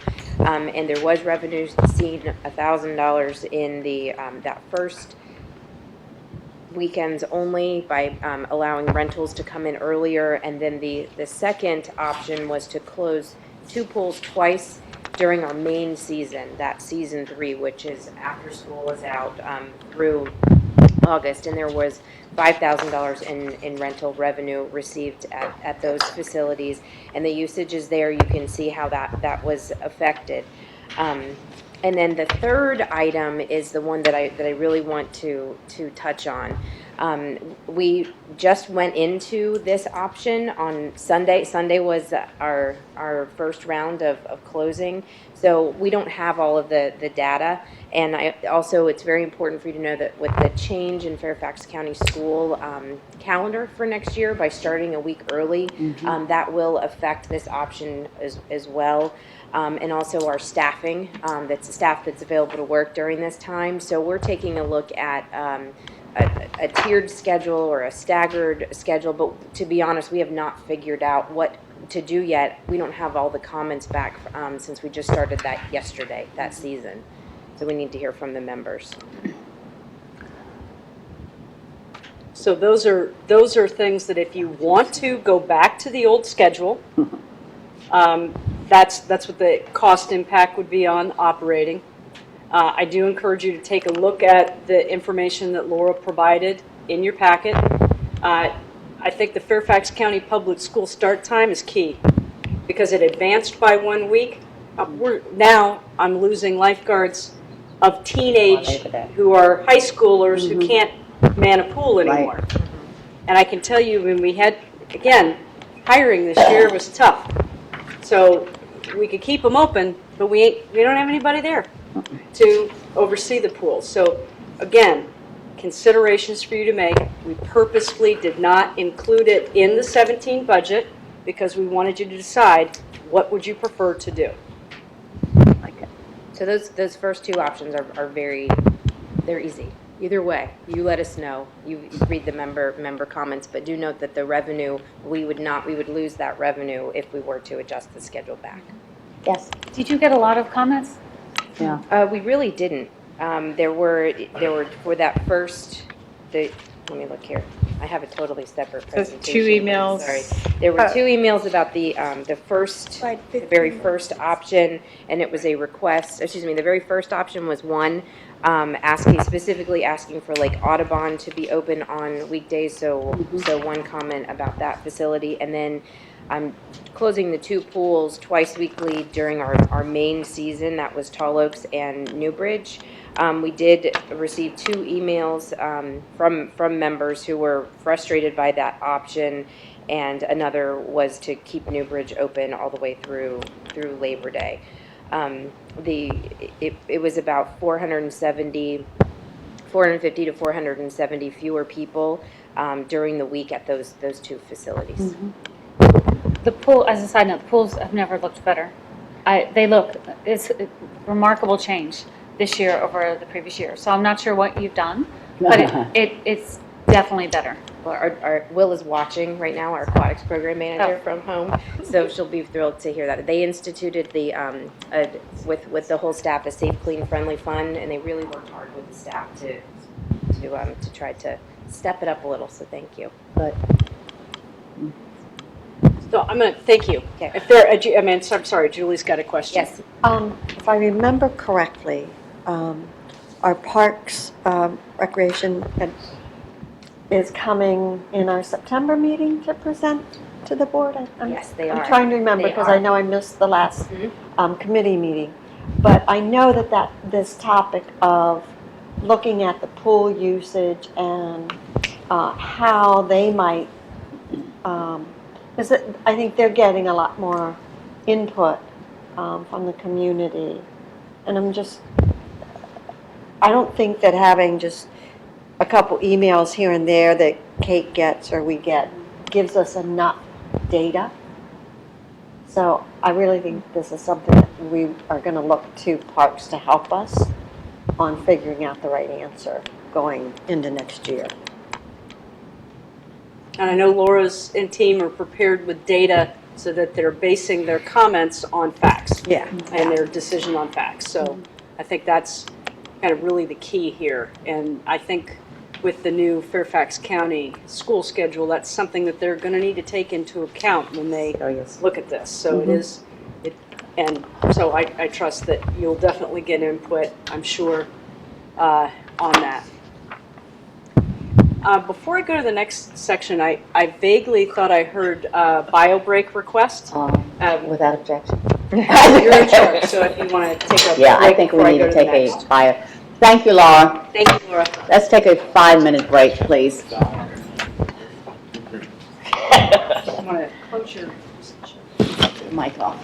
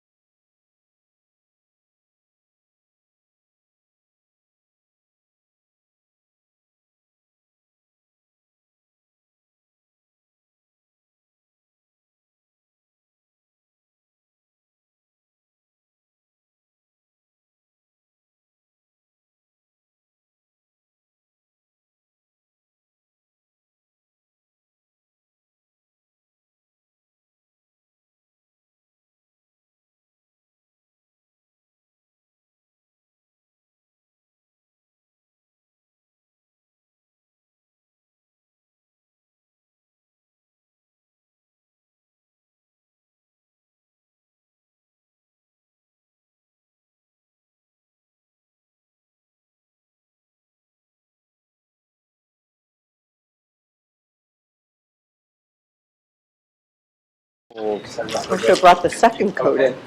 Okay, Kate, may we resume, please? Sure, sure. So the next on the list that we had for you to consider had to do with court-ordered repairs. And these are repairs that we are authorized by the court to undertake if a resident does not do it themselves. And I wanted to give Anna an opportunity to talk a little bit about that. We already have $40,000 in the budget planned for that, but she is, her question to you is, do you want to do more than that?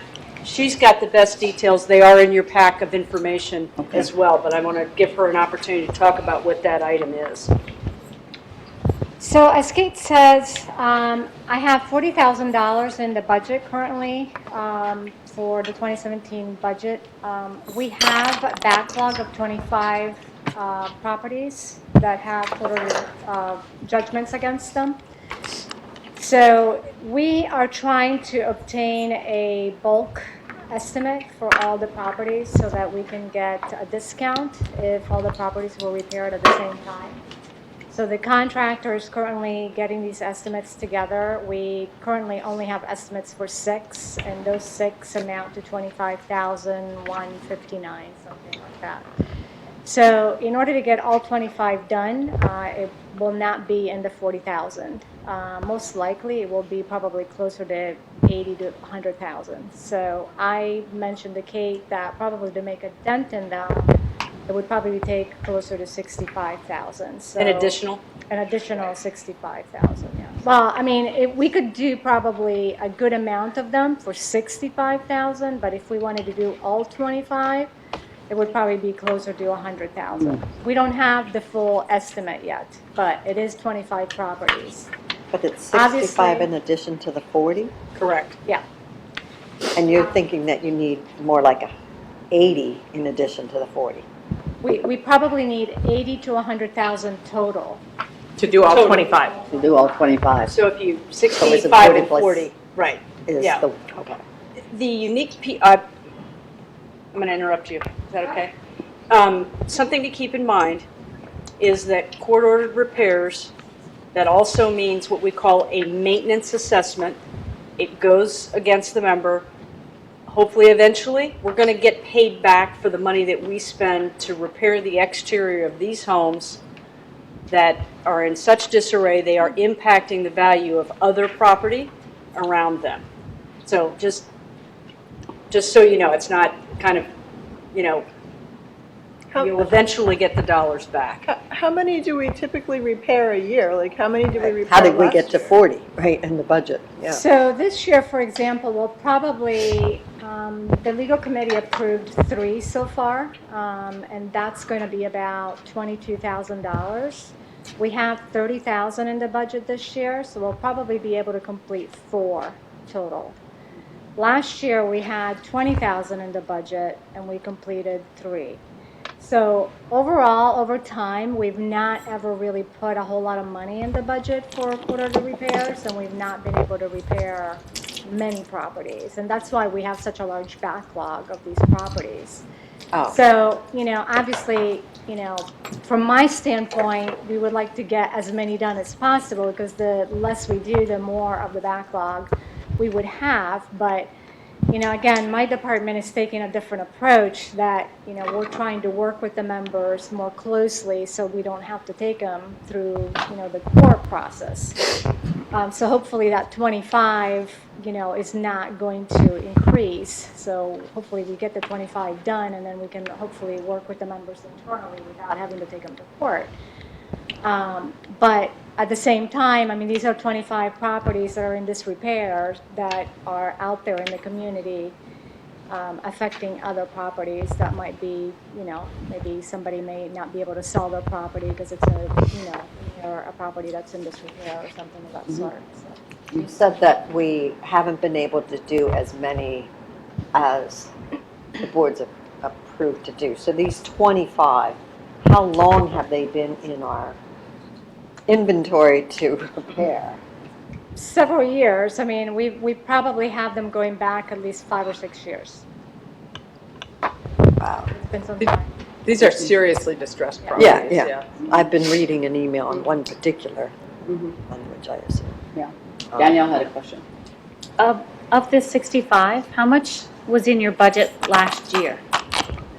Because I'm just kind of trying to step back and think, are any of these expenses kind of, like, why do we need to review every single one? Why can't we just say, Kate, work in this budget and make, like, are we pulling money out and then we're No, no, we're not.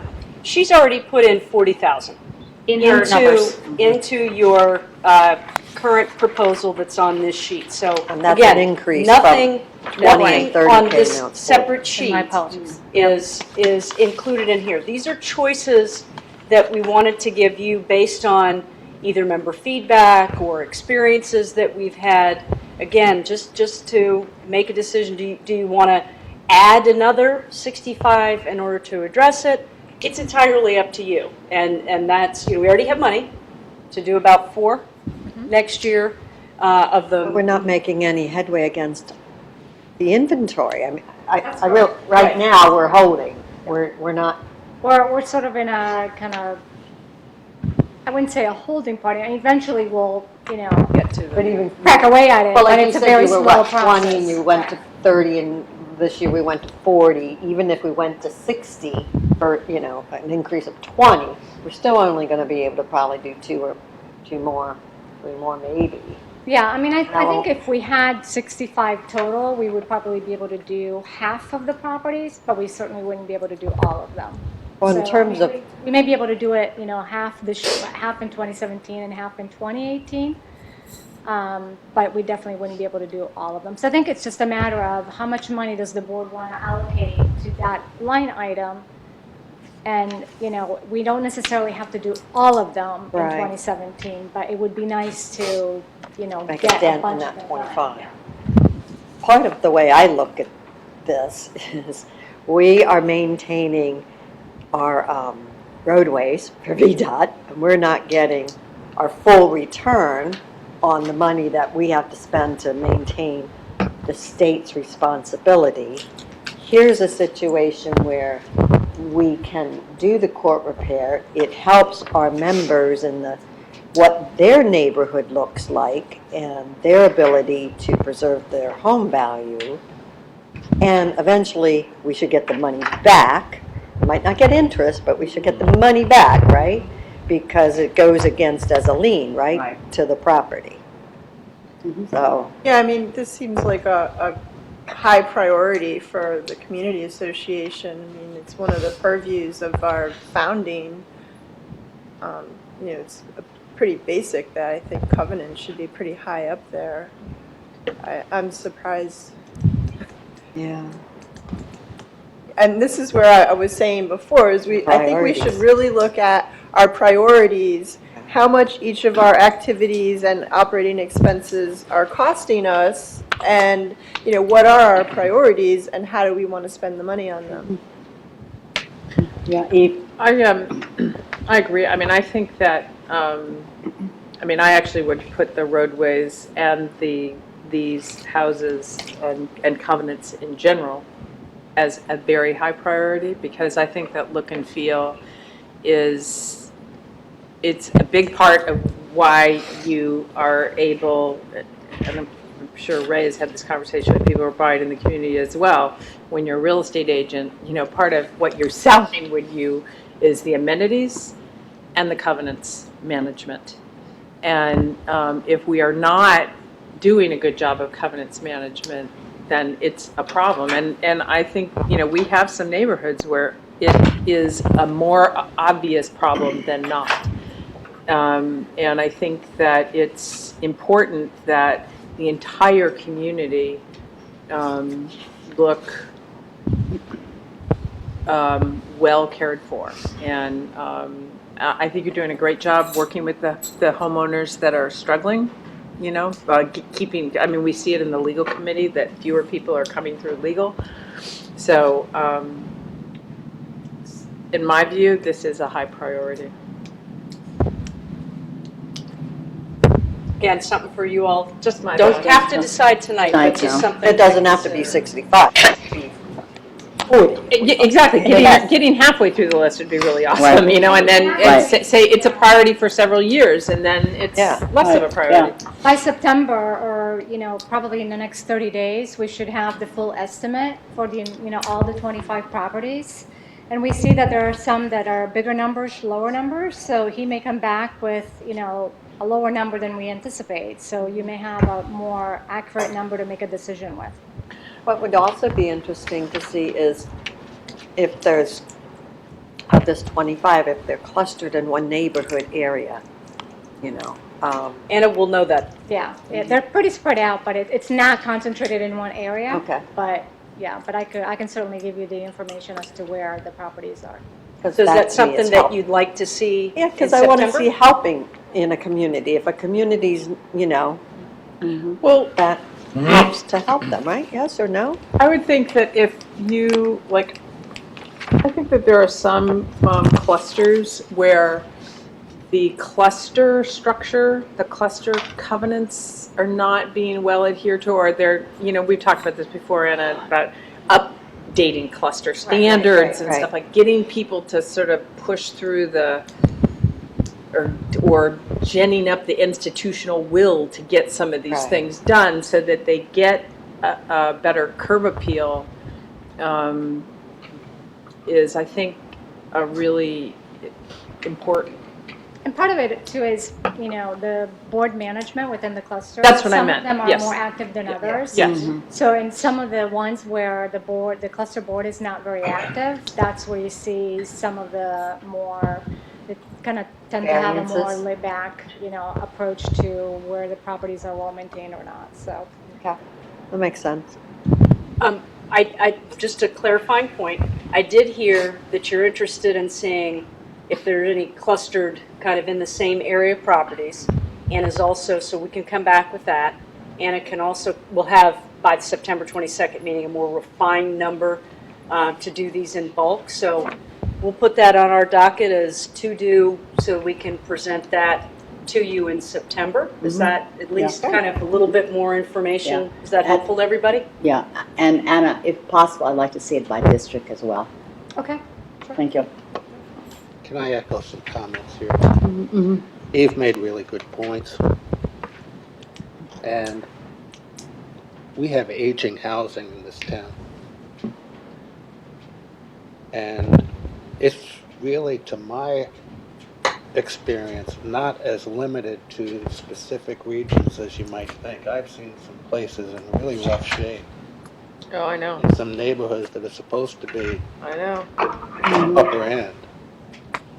I just think the age of the housing, a lot of our community was built in the 70s, some even earlier. Many of the homeowners did a great job of upkeeping and keeping them up to tremendous standards. Many have not. And sometimes even from the outside, it's tough to tell. But, we have a lot of wood structures, a lot of everything else. I don't have the answers to that, but I think the issue is more difficult and more, I hate to use the word deteriorate, but you know what I mean. As time goes by, if people aren't keeping up with all this stuff, both the clusters and the individual homeowners, everything kind of sinks a little bit. And I'm really worried about that. When I first came on here, I talked about infrastructure banks and getting the rehab stuff going. I don't know really how to do it, why to do it, the best way to do it, but I know it is. Am I right or wrong? I agree. No, I mean, and I think a lot of it is the cluster board or and at the community, I don't even know what to do with the single family houses because that's like a whole nother ball of wax. But certainly, I mean, we see it every day. Every home inspection, you go, oh, okay, $800,000 house should not have rotten wood siding, but yet. But it does, and it doesn't take a high percentage of homes in these kinds of conditions to bring down the appearance, the feel, and the values and everything else. As we all know, if you live next door to somebody who's not keeping their house up and you want to sell your house. It's a big bummer. Yeah, it is. And I think it's more of a problem than we realize. I don't have any concrete solutions or any great ideas at this point on this, No, but I'm I open think to any it's a valid suggestions. point, definitely. And we see that not only just working with the cluster boards for updating standards, but there's also, some of the boards have management companies, some of them are self-managed, so some of them don't know kind of like what they should be concentrating on. Right. But we are doing a two-series workshop with Access National Bank. They've agreed to partner with us to do 2 workshops to educate cluster boards on several items that have to do with, you know, financial affairs, insurance, board management, just a lot of different things, just to kind of bring in cluster boards and to provide, you know, management training, because there's a lot of times we have different workshops and they'll come up with all kinds of different questions that, you know, just kind of proves that some of them don't really have the training that they need to manage their clusters. So Access National Bank came in and just kind of offered to do this training for us, and we were very open to it because I think they all need, you know, education. So we're going to be highly promoting it because I think they'll all be very open to coming in for the workshop. So we're going to have it on 2 separate evenings over a course of 2 weeks. So is Access a good source of funding for people who are trying to retrofit homes and the like? Is that their angle? Yeah, I'm thinking yes. We gotta be careful, but just as Eve said, they certainly would like to be. Yeah, but I mean, that's a good thing in my mind. If they're using this as a way to get people to renovate homes, that's a good thing for us. Definitely, because I mean, it's kind of interesting. This has kind of gone through. They decided to participate with us to help with the Helping Homes project. So it kind of started with that. Then they wanted to do this training with us, and then in early 2017, we're going to be doing a workshop that's sort of like the A through Z of project management for home renovations. And they agreed to come in and be part of that workshop as well, because there's going to be people that might be interested in doing like large renovations or additions, whether it's a small project or large project, even for people that want to, like aging in place, if they want to update their home to stay in, you know, like for like ramps or to make their home handicapped accessible or something like that. Yeah. And so they want to come in and be able to partner with us on that workshop, because maybe people might need financing to do some of those renovations. So I think there's a lot of angles we can play to help people because a lot of times we'll do workshops that are centered on just one specific subject, and we're trying to, in 2017, sort of expand the areas that we do workshops in and offer all kinds of different alternatives for members. So that's one area that, kind of like you mentioned, I mean, they can offer financing for people to do renovations or additions or projects for their homes. Are we open to promote that? Let's just say they do that, and it looks pretty good to us. Can we promote that in the magazine, the website, and all that? Absolutely, yeah, definitely. It's kind of like the Helping Homes has really taken off. So, yeah, and I think at some point in time, as I look to Mike Leone, that there's a magazine coming up there, an issue that's focusing in on that. So, definitely. Okay. You know, I'm sorry, I was thinking about, I'm dealing with a neighborhood right now, a sale, and clearly the whole neighborhood has a stormwater management problem, you know, that is, and I know this is way off topic, but anyway, I was just thinking of Larry. I was thinking, there must be like, probably is a workshop there, you know, on stormwater management. Right. Put that on the laundry list. Well, it is a thing that has changed over the last 10 years. You know, I mean, it used to be a lot. I mean, I know, like at the condo, you know, we spent hundreds of thousands of dollars just in getting the water off of one freaking roof, keeping it moving. I mean, it's way different than it was 10 years ago. No, 15 years ago. Definitely. So Anna, the contract vendors that have signed up to participate in your program, has that reduced the cost of some of the maintenance and work to be done on the houses? For the court order repairs? Yeah. Well, we have the contractor that the legal committee approved to do the properties for this year. He's the one that's usually given us the best cost. Okay. So he's the one that's agreed, because we have so many that most people haven't been willing to go out and do a bulk estimate unless they knew that they were going to be given a certain amount of the work. So because we know HP Services so well, he's agreed to go out and do the estimates regardless of whether or not he would get the work. He just knows that we needed it for budget reasons. So, and we feel very comfortable with the numbers that he gives us, and regardless of whether or not, we decide to award him the work, at least we kind of know that once he gives us all the estimates, when, we can go back to him and say, if you were given all of the properties to work on, what would be the discount that you would give us? And we feel comfortable he would give us a pretty good discount. Anything else, Hannah? Again, we got kind of refinements that we'll make when we come in September. Yeah. So that's good. Thank you Yeah. for that feedback. Yeah. Thank you, Anna. Thank you so much. The next, Great program.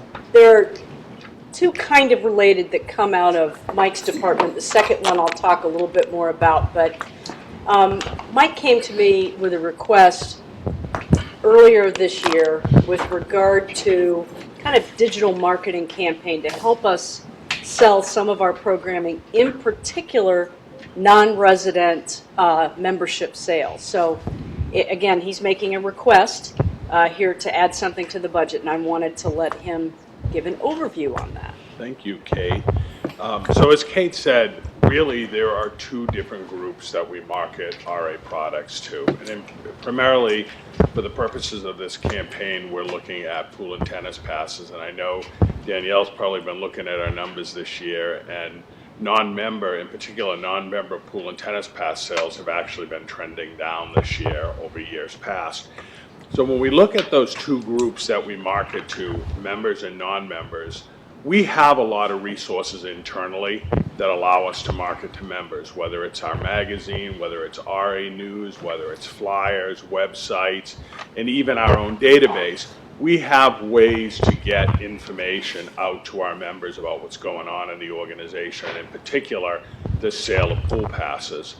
Non-members for us is a little bit more challenging, because what we've traditionally done in the past is put a page in our magazine. There's a problem with that, right? If you're a non-member, you don't get our magazine. But we put an ad in there anyway. Sometimes we rely on earned media. Occasionally, some of the other media outlets within the community will announce that we're selling non-member pool and tennis passes. And we rely pretty heavily on promoting through social media. So for a relatively small amount of money, we can do some Facebook boost posts to try to reach non-members in the surrounding communities. This year, it wasn't particularly effective. We tried it a number of times, and typically we do 3 cycles of marketing for our pool and tennis passes, which is one of the reasons why the proposal before you is recommending 3 different email marketing campaigns in 2017 during the pool and tennis pass season. What I'm actually proposing is that we look at utilizing an outside firm to provide us with very targeted email addresses for non-members that would be in surrounding communities. And generally, the rate for an email marketing campaign runs about 4 cents per email address.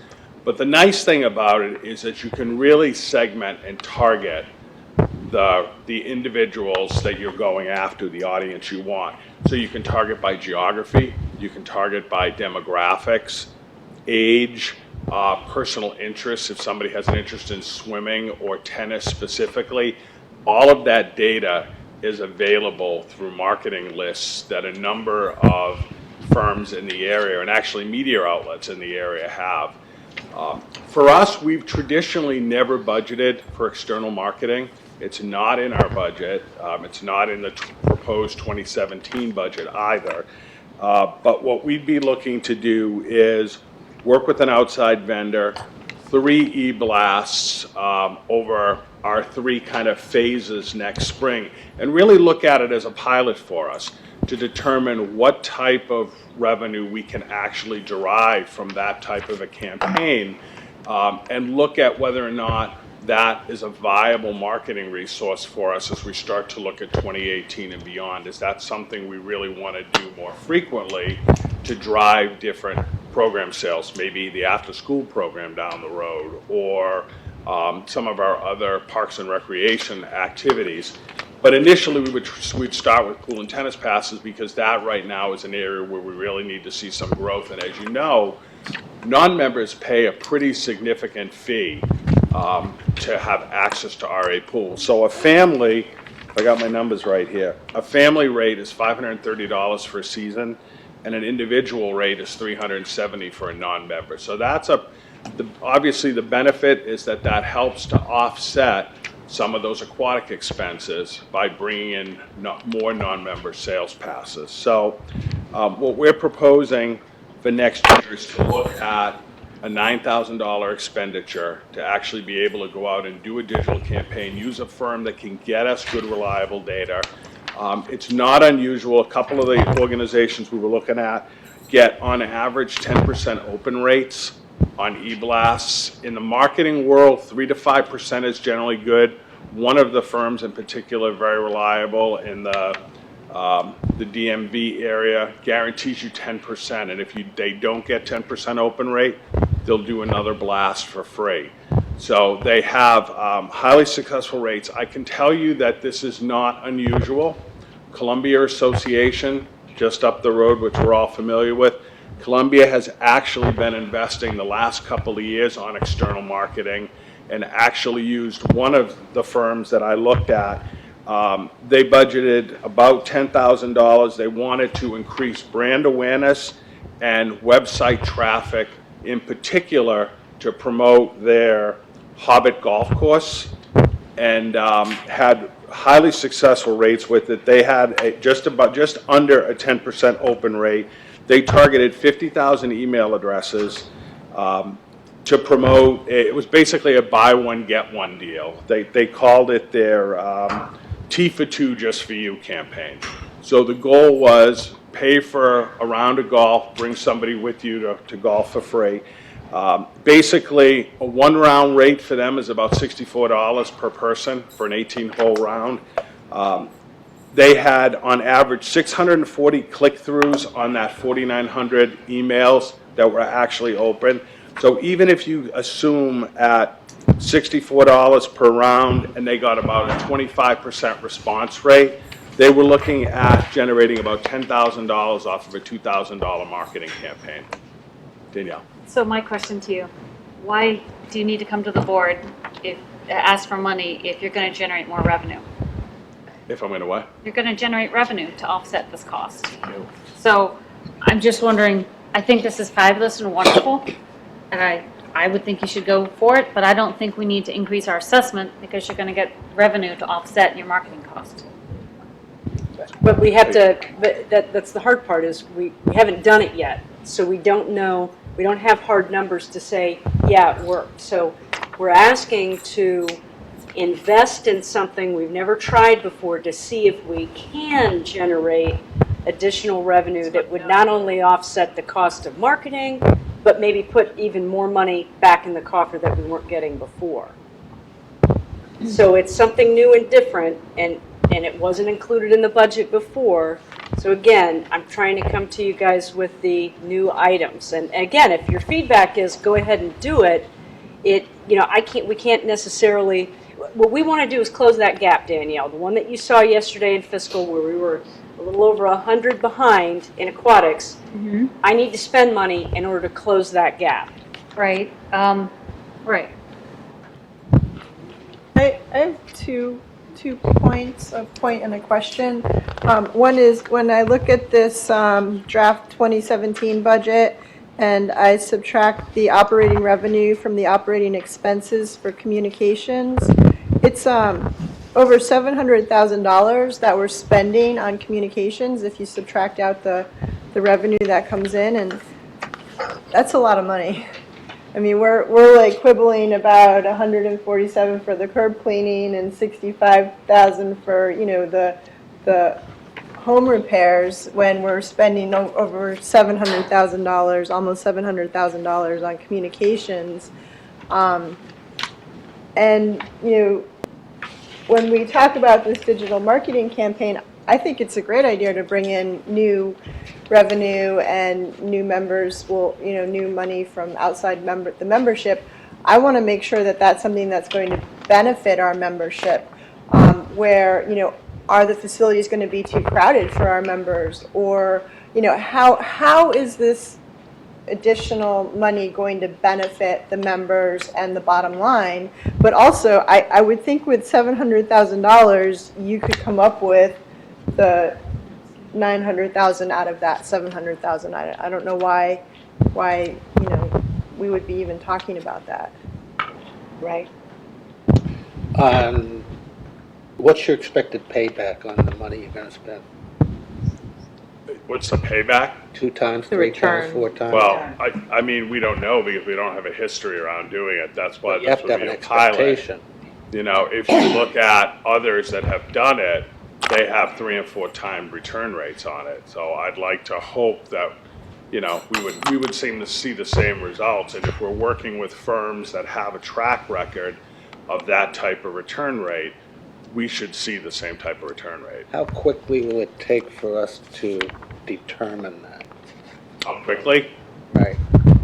We could probably determine that even with the first email blast that would be done. We typically would do the first one in the April, kind of the late March, April timeframe. And we would start to see what those results are really from the first campaign. Do you have an expectation on seasonality? What's going to be Versus like the May, April timeframe versus the May, June Your timeframe? best payback periods, is there going to be a seasonality to this, do you think? Well, Don't know yet, yeah. yeah. I mean, this year, even with our pool and tennis pass sales, it was an odd year because weather had an impact on us timing-wise.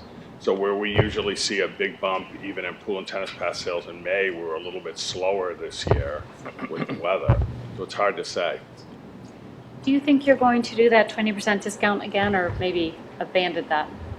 The 20% discount for buying passes early? I'm wondering if that really upped the volumes as we thought, or perhaps maybe we don't want to do that going forward. Laura's coming to join you. I'm sorry, Mike. I'm sorry, Mike. I just, hi. Yeah, no, go ahead. Okay, so for the $9,000, if you think about it this way, if we had 18 families as a result of this marketing campaign join at the family rate for $530, so about 18 families as a result would cover the $9,000 there.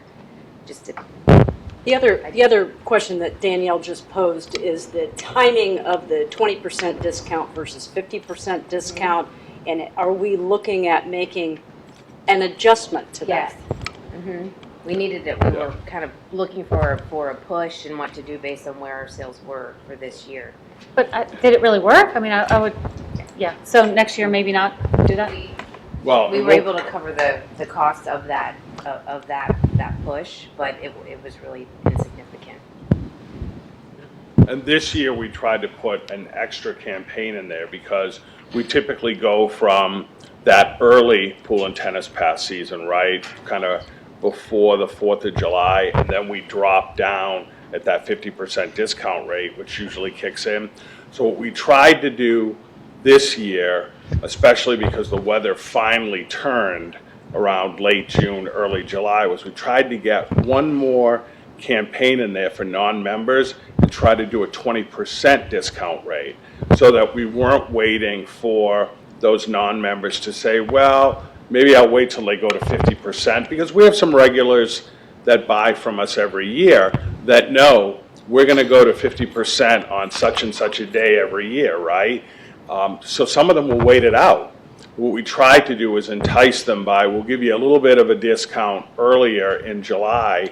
We were kind of calling it a 4th of July sale to try to get people to move on that earlier. And it certainly would have been better to do a 20% discount than a half price later in the month.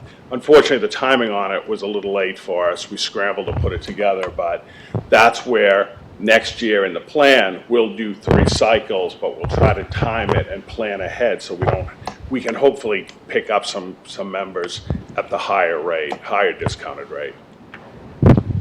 Well, aren't we also going to have, because the season dates with the school year academic? That's one thing, one factor we have to take into consideration.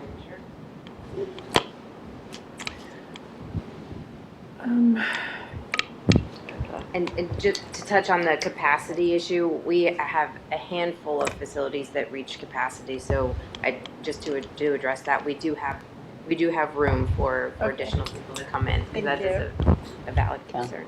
Eve has a question. This is actually Comment.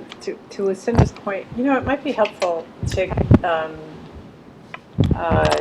understand the scope of work that's covered by each department and the FTEs. I mean, I see the FTEs associated here. I am sure that I've seen this before. I just am having some awareness around it right at this moment. But, you know, like Anna's department, not versus Mike's, but it would just be useful, because I do think that we have some choices that we're going to have to make. And it would be good to understand, because I'm going to guess that in communications you're doing marketing with 9 people. So it would just be good for us to understand the full scope of it. And I appreciate you saying that, because Lucinda made an excellent point. Yeah. And you know, with communications, the revenue that's coming in is directly related to just advertising in the magazine, on the website, in RA News. But that $700 plus dollars, $700K, is spent across the departments. So, you know, when you look at tennis revenue, you look at community buildings, aquatics, senior programs, they're driving revenue because of the marketing that they're doing. So even though it's not showing up in just communications, it really goes into each department and the work that they're doing. So don't let him think that he's not paying for himself, because he's, you know, it's kind of spread across. I don't think that at all, but I think it's, I mean, I think that if we don't understand the scope of responsibility for each major area, right, and really understand it, then you're not making an informed choice. So here's a good idea. I probably On already June 11, we did a really big presentation that I will send back out to the board, the YouTube link to take a look at, because we addressed just that. That's what I thought. You did. I think you might have But missed not that. everybody could go. Yeah, not everybody. I couldn't make it. But I we don't know if you definitely could did either. that. Here's what we But do we asked for it in to our be functional taped. areas. Okay, and yeah, how no, it works. send that out, and I'll watch it. Yeah. I mean, it should be homework. Yes, ma'am. I can make that assignment. Yes. Rewatch it. Okay. Can I So- mention something here? Yeah. I don't want to micromanage anybody, and I don't intend to. I have great faith in Mike and the staff and everybody. But this whole idea of marketing dollars versus return, I live it. I mean, there's 50 different ways I can spend money, and it's very tough, but you have to track, is this paying off, you know, and at what point in time do you add to it, cut it off, or decide that it's working or not working? And all of these revenue numbers, how associated are they with the advertising? Like, how much of the pool passes are coming because of a certain form of advertising, et cetera, throughout the whole spectrum of what we're doing. And, you know, maybe one thing that you've been doing for 3 or 4 years just isn't working at all, or is bringing such a low return, you just want to kick it out and do something else. I mean, these types of things, you guys do it every day.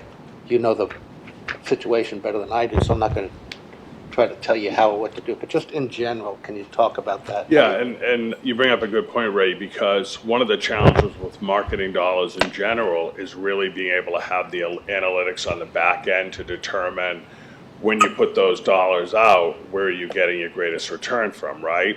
So historically, we've not really done that. You know, we've done it, and we've not done a lot of advertising anyway, but just even the internal marketing with even to our members, so using our free resources, we've not even tracked how are people hearing about our stuff? So for example, when we did this quick campaign, this social media campaign back in July to do the 20%, for the very first time, we started adding codes to those sales so that if a non-member called us, they could refer to a code so we could begin to track what that return rate was on that marketing. One of the advantage of one of these email marketing campaigns is you have all the back-end analytics. All of that comes with it, so you can see what your send rates are, what your open rates are, what your click-through rates are. I mean, every piece of that process you can analyze to determine how effective is the timing. Is it the right market segment that you're going after? So we're getting better at creating ways to measure and track results, but we're just starting that process. But that is where we're going. With the rec track, with that new software, we'll be able to have the data that we didn't have before on who's returning, who's purchasing, what's their address. We'll have a lot of information that we just didn't have at our fingertips before that will help.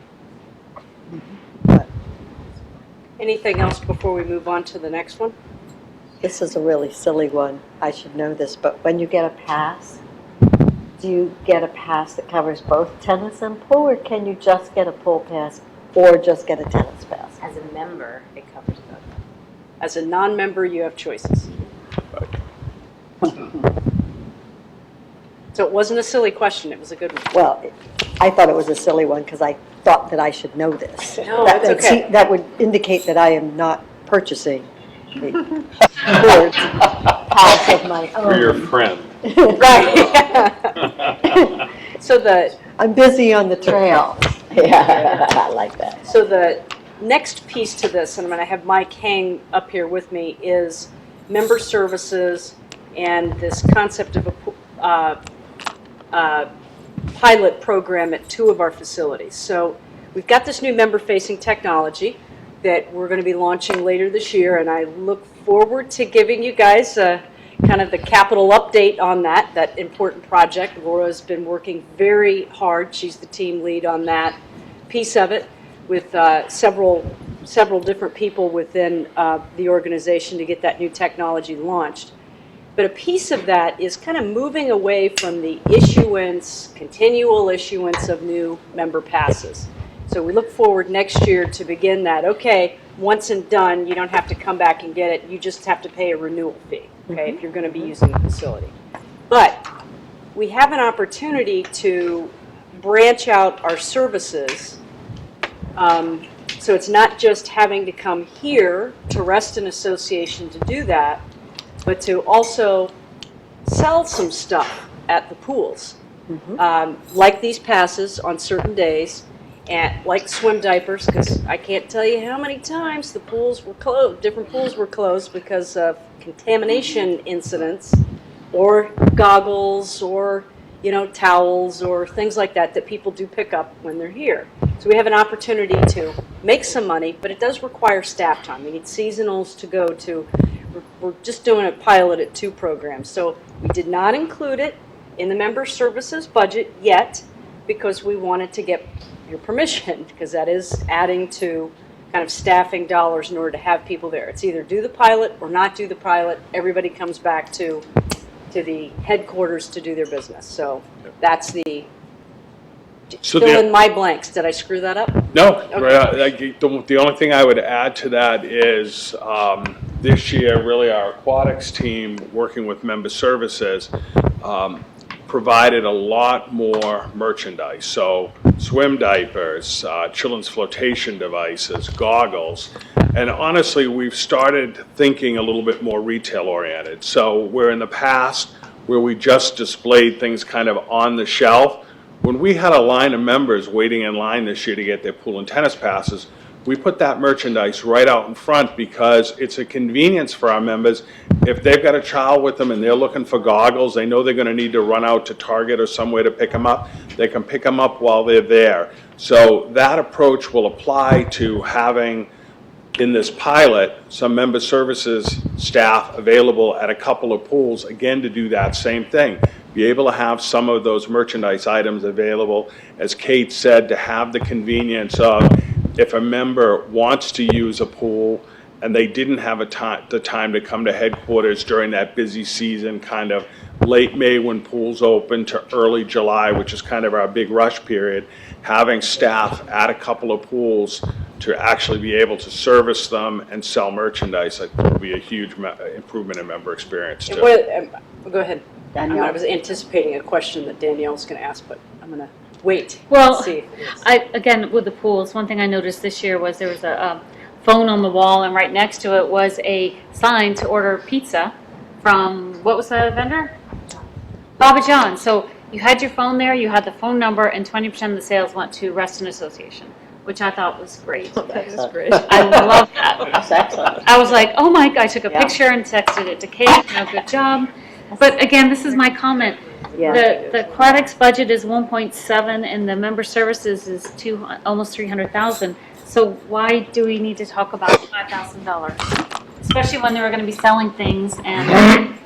If you choose to put it in, it is 20 cents, 24 cents added onto the assessment. But why can't we work in our budget for $5,000? It's, these are big dollars, and this is $5,000 Especially when there's a return. when there's a return. So this does not diminish any. This is awesome work, awesome, and I love the Papa John's pizza thing a lot. I'm just kind of like, why? Just remember, I did bring in a budget that was close to what we did this year with one big exception with the capital addition, that salaried person. So I was trying to stay as close to where we were assessment-wise this year, remembering that we had $1 million infusion from the cash surplus. So anything different and new beyond the capital, I wanted to come back and ask permission for. So in a sense, any extra that we would generate from these expenses that we believe to be positive as opposed to net neutral or net loss would go into our cash surplus at the end of 2017, right? It would be in that little bucket. Right. For the end of year party. Yes. I remember you on camera.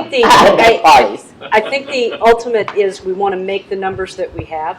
So the numbers that are shown in revenue for our programming, we want to make sure that we make it. We want to make sure that we're providing services. So if we go beyond what's shown here in revenue, then it does go into the bucket. So the downward trend that you mentioned of non-members, is that reflected in our 2017 estimate? Yes. So we're already anticipating the downward. Yeah, Danielle. This is really uncomfortable for me to ask, but I'm just going to throw it out there. For aquatics, our projected 2016 budget is, I think, like 720. So how do we think we're going to get what we have here of 780? Right? Did I say those This is numbers revenue. right? She's looking at Revenue. Yeah, it says Like, I'm just 780. thinking it might be better to put the budget where we're kind of coming in now. Put the dollars back in, then put the pressure on to get the 53.6. Is that what I'm hearing you say? Well, I think with the revenue numbers, with the aquatics and I crossed through this, so I think it's 779 is what the draft budget is. Right. Reduced it by 53.667. Anticipating not having the numbers come in. Right, but this year, our projection for aquatics revenue we're estimating it's going to come in at 720. So what are we thinking is going to change from the 720 that we're thinking this year?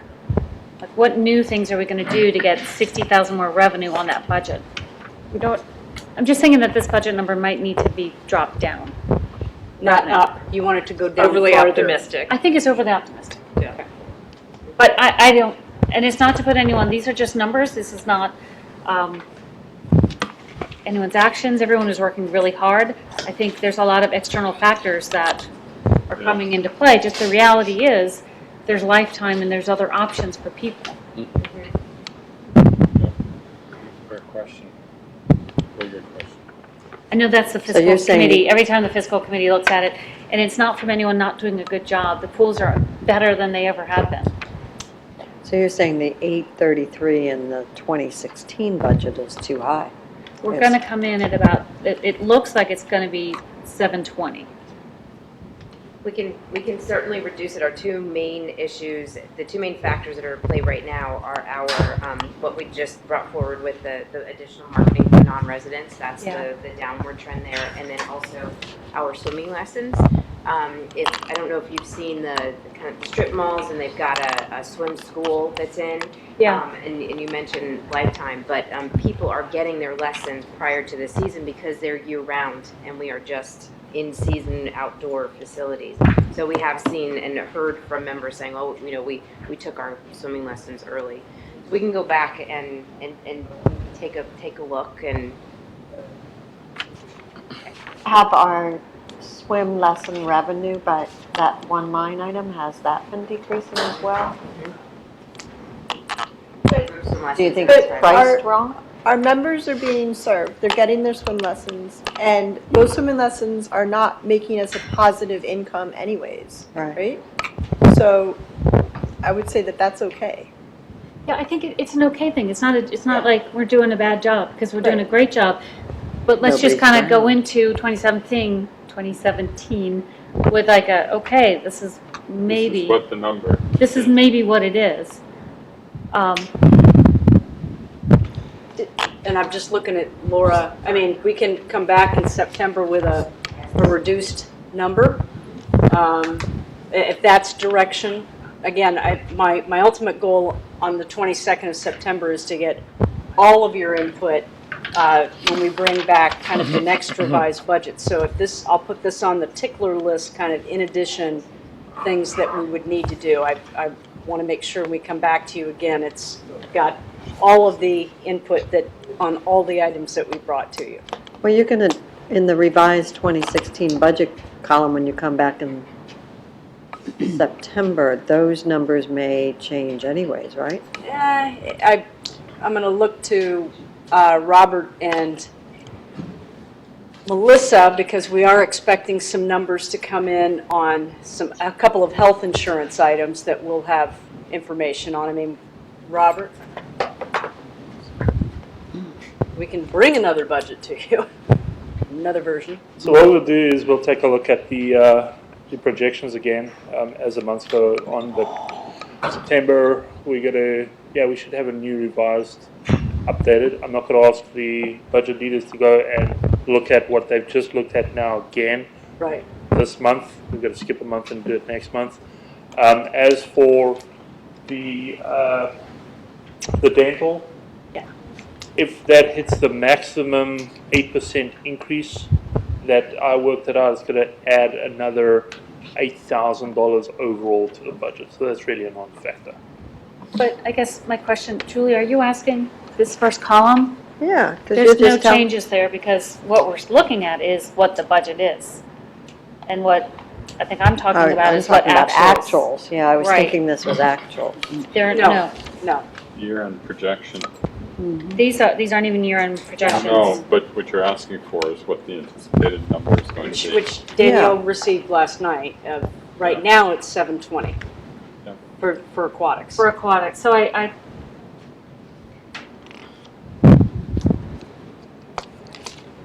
just wanted Julie to know that what she's looking at, this first column's not going to change. It isn't a budget. It's a budget. It's not an actual. Right. Do we see a projected actuals compared to next year's budget? You're going to need to be real careful with that this year. Yeah. There's 430 that was taken out. Some of it was because, as you heard from Mike, couldn't fill positions. Some of it was because I chose not to do certain things in order to make that up. So it's not a true reflection of what we budgeted. That's why the budget numbers But are if we have listed. some place where we know it's pretty far off, like to me, 720 versus 833, Seems pretty far off. So I think there's two aspects. There's the revenue aspect and the expense. Right. And yes, I've always argued about showing your actuals when you're creating your next year's budget. I think the concern this year is this year's expense. It's not sustainable for Larry or Kate or the staff to work at the rate that they're working. It's just unsustainable. Right, I get that. So let me say something. Exactly what But Danielle revenues said. Revenue, are, right. right. Exactly what Danielle just said right now. We cannot use the projected where we're going to end up this year on certain items because we're not exactly going to. I'm getting an additional staff member adding to my team. I went without this year. It doesn't work. Got to put that in. A quarter of the 430 is really coming out of my department. A large part of that relates to the staff member that we didn't replace. We're replacing it. So where we're going to end up this year is going to be totally different to where we should have ended up. Looking at the revenue, it's a good comment. Let's take a really good look at where we're going to hit in September and use that to help build what we believe that number is going to be. But yeah, we definitely take into consideration when we build the budget where we're trending for the current year. We take historical data. We look at all previous actual years, the actual amounts per the year. We look at where we're trending in the current year, and that's how we look at the budget. We don't automatically just take the last year's budget and change a few things. The actual budget spreadsheets that we get, we have historical information that goes back to, I think it's 2010, right? 10. You know, so we've got quite a few years of historical data trends over there that help us guide us into what we believe is the best number to put forward for the current year, which is 17. So we do look at historical, and we look at where we're trending, and the budget that we put in front of you tonight is the best information we have at this time. Information changes. Things change. 2 months down the road, you know, things change. We will update accordingly. But pretty soon you're gonna know, Oh yeah, right? oh yeah. You didn't already know. And I get the point on the expenses, certainly that makes perfect sense. Where we did the budget cuts were expenses. Did they affect revenues? I don't know, I doubt it. No. Given the categories that we, there were a couple of revenue numbers in there that help us, that put us, that were 15,000. unplanned, that help us get to that 430 as well. That was the expo and the truck sales with Mike McNamara. So that factored into it as well. Danielle's got another question. I don't want to get I off. was thinking that we were getting from Kate and Bob, and I don't know whether it was each month, but there was a new financial. On Lake House each No, month. not on. No, I met the 430 requirement, so. No, it was a reporting thing where we saw the variances. What, something I did? No, that we asked for. It was for us to get each monthly board meeting, I think. Correct, we just, it is posted, and I'll make sure, yes, you did ask for that. We need to make sure the board gets the pack that the fiscal committee got. Yeah, the Lake House budget wasn't Not the there Lake, this month. no, it wasn't Lake monthly House. financials. Okay, And yeah, yeah, yeah. Danielle did a great job in giving a summation of where we were. Yeah. Yeah, This just dawned on me. The $430,000 that you guys have, you know, paid for with blood and sweat. Are you, at the end of the year, are we putting that money back into the RRF fund? Or is that in the 1.1 million that we're going to be using to pay down? So if you look at, that's basically in and out already. Because if you think about it, we've already transferred that $430,000 out of the operating bank account to the Lake House Tetra bank account. So that's out of that 1.1 already. And the savings that we're going to show basically equaled out. equal that out. So in the 1.1 million, that's already taken into account, but it's really an out and an in. So that's Okay. already taken into account. Of the It's small already, sector. that Yep. transfer's already happened. Yep. Yeah, that will change things significantly if that wasn't done.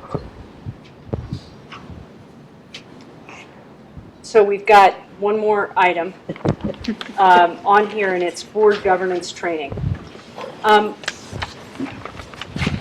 This was a hard one for me because I purposefully, yeah, thanks, guys.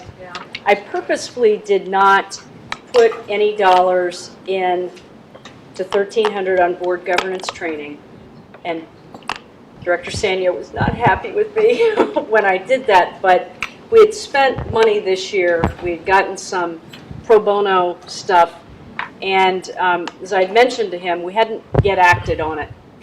You know, we still are working on the ethics. We still have to take away and deal with what Bruce Leslie gave us, and it's really, you know, I'm very committed to governance and, you know, improving our operations at this level, at the board level, and, you know, frankly, I need to see a commitment from my board to see if they're interested in doing the same thing on an annual basis.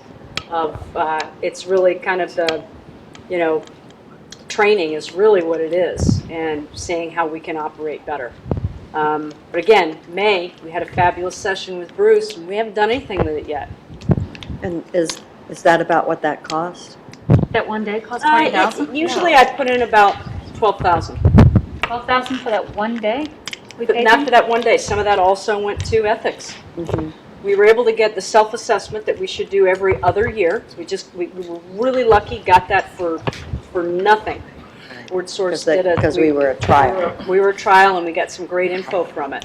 But we still have to do something with it. We had a laundry list of actions that the governance committee hasn't had a chance to look at, and we're probably going to need some guidance. I mean, I think it's important to bring a third party in to help you guys get to the next level. I mean, I'm learning as I go with you as well. I mean, I've got a lot of knowledge from other organizations that I can bring to the table, but I want to be a part of your learning experience, whether it's with board Source or quantum governance or whoever the experts are. But you know, you're running a very large community, and you're running a corporation of almost $18 million, not including the budget. And you know, people watch us, and we need to look our best and operate efficiently and effectively. So you don't have to discuss it now. This is, again, one of those items. Do you want to add it into the budget for 17? I just look at how long our meetings go on. They start at 6, they finish at 11 or midnight. I see how our agendas change on the fly. I would say we as a group, you as our CEO, and us as members of the board, need to up our game to meet the challenge that you're talking about. We are a $15 million, probably a $20 million business down the road, not too distant future, and we need to operate in a disciplined way. And we frankly need two things. We need outside capacity to help us, and we need the commitment by the board to allocate the resources to do it. Or else we are going to continue to, and I'll use the word, muddle along. And I am not prepared to simply muddle along. That's not why I am committing as much volunteer time as I do to this. And I know that if we make the investment over the next couple of years, we will see a change. And I must say, over the 4 years that I've served on the board up until now, there has frankly been a remarkable change. Every once in a while, Ellen will say, Mike, you know, what was it like when you first started? And I reassure her that, yes, it is better. Do we have more to do? Absolutely we do. But frankly, I would say both on the staff side, and that's you, Kate, as well as the board, need to commit the resources to do it. So let me get off my soapbox. I don't think 20,000 is enough. I think that, frankly, if you take a look at what we've committed this year already in the gift that we got from Board Source, plus what we need for the code of ethics, as well as the training. That total envelope, if you want, was $40,000. And to Danielle's point about, your budget should be about what you spent or what you generated in revenue, and then what's changed, I would say that number's got to be 40,000, because that's essentially what we're going to spend this year.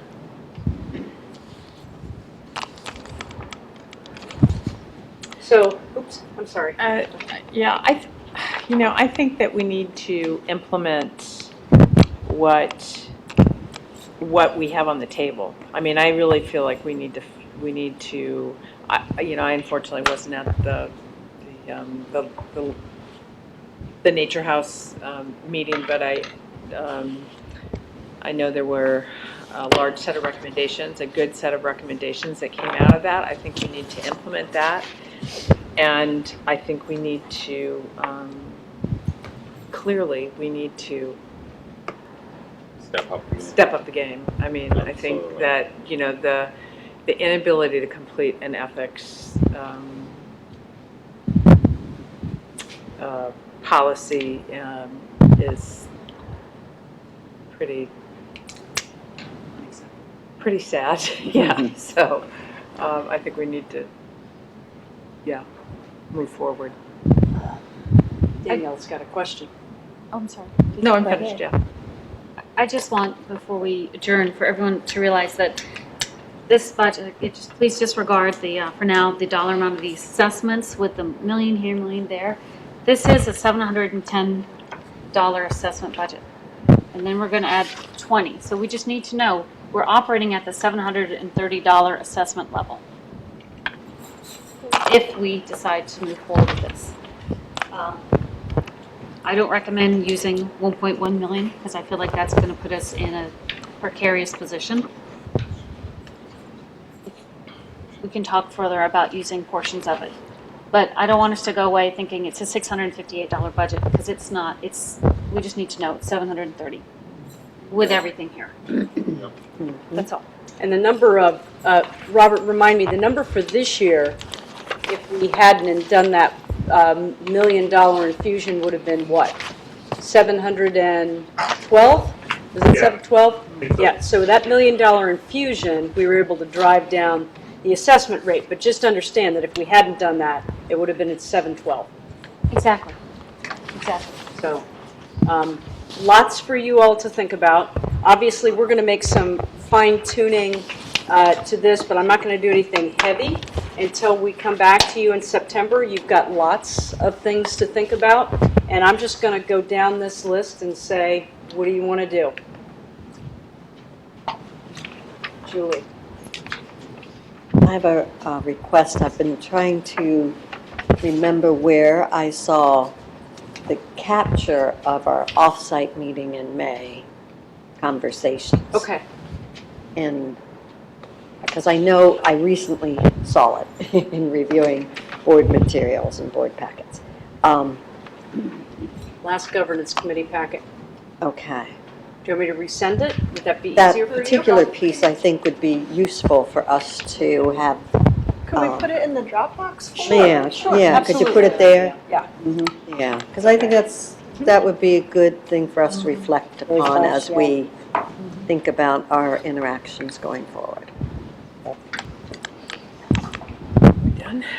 That is all I had for you tonight. Again, wasn't really looking for any decisions, but we look forward to talking to you more in September. You have lots of homework to do and kind of decisions to make, but this is your budget. I've just worked with staff, and I think they've done a really good job of making some refinements and coming back. Really worked efficiently and effectively, smarter, so to speak, not so much harder, and trying to get things done for the organization. I'm really proud of the work that they have done. They've done a lot this year. Planned a lake house a year in advance of when we anticipated. Worked on the new member-facing technology, which will be launched. All of the roadway maintenance that's going on, all of the land use issues that we're trying to keep on top of as well. I mean, it's been significant, and all of the internal kind of reshuffling boxes here and there on the org chart. So everybody's done a great job. Of course, Anna's new program that just went wildfire with the Helping Homes is a value add. So go back and look at that June 11, kind of reminder of what we did and what we're accomplishing. We want to continue what we started, but we have some, we need help from you all to give us direction. Any other questions? Thank you, Kate, you and your team. Excellent job. Very professional. I really, really appreciate you guys. Yeah. And I'm sure the rest of the board members feel the same. Absolutely. Those that are awake. Just Yeah. Anything else for the good? I love the magazine. Rescue Reston and golf tournament, right? Go ahead. No, you're Now, when on is Reston. that? October 3rd, Rescue I Reston think Golf you gave- Tournament. Anybody watching, this is really important. Yeah. We're looking for more sponsors, and this is a good opportunity for business individuals. It's tax deductible. The money is going to a great cause. We still owe our attorney, who did an absolutely fabulous job, and he did a lot of it in expectation that maybe he'll get paid in the future, which you never see from any lawyer. So we have an obligation to pay him back. We have an obligation to build up our capital reserves. I think people like Danielle will agree with that, because Northwest Mutual is not going to go away forever. They'll be back at some point. We all know that. And So you can It's play, an you can, opportunity. We're going to have, anybody who has like a week's vacation that they could give, if they have a house on the beach that they rent out, it's tax deductible. If they have a Redskin autographed jersey or a Nationals autographed bat that they can put up, all the money's going to go to the cause, and it's going to be tax deductible to you. So any donation of value you have to put into that would be great. And we're going to be selling a lot of raffle tickets, and the raffles are going to be for some spectacular stuff. So, and people can play. and you can play golf on the 3rd at Reston National. Of course, this all happened. 9 holes.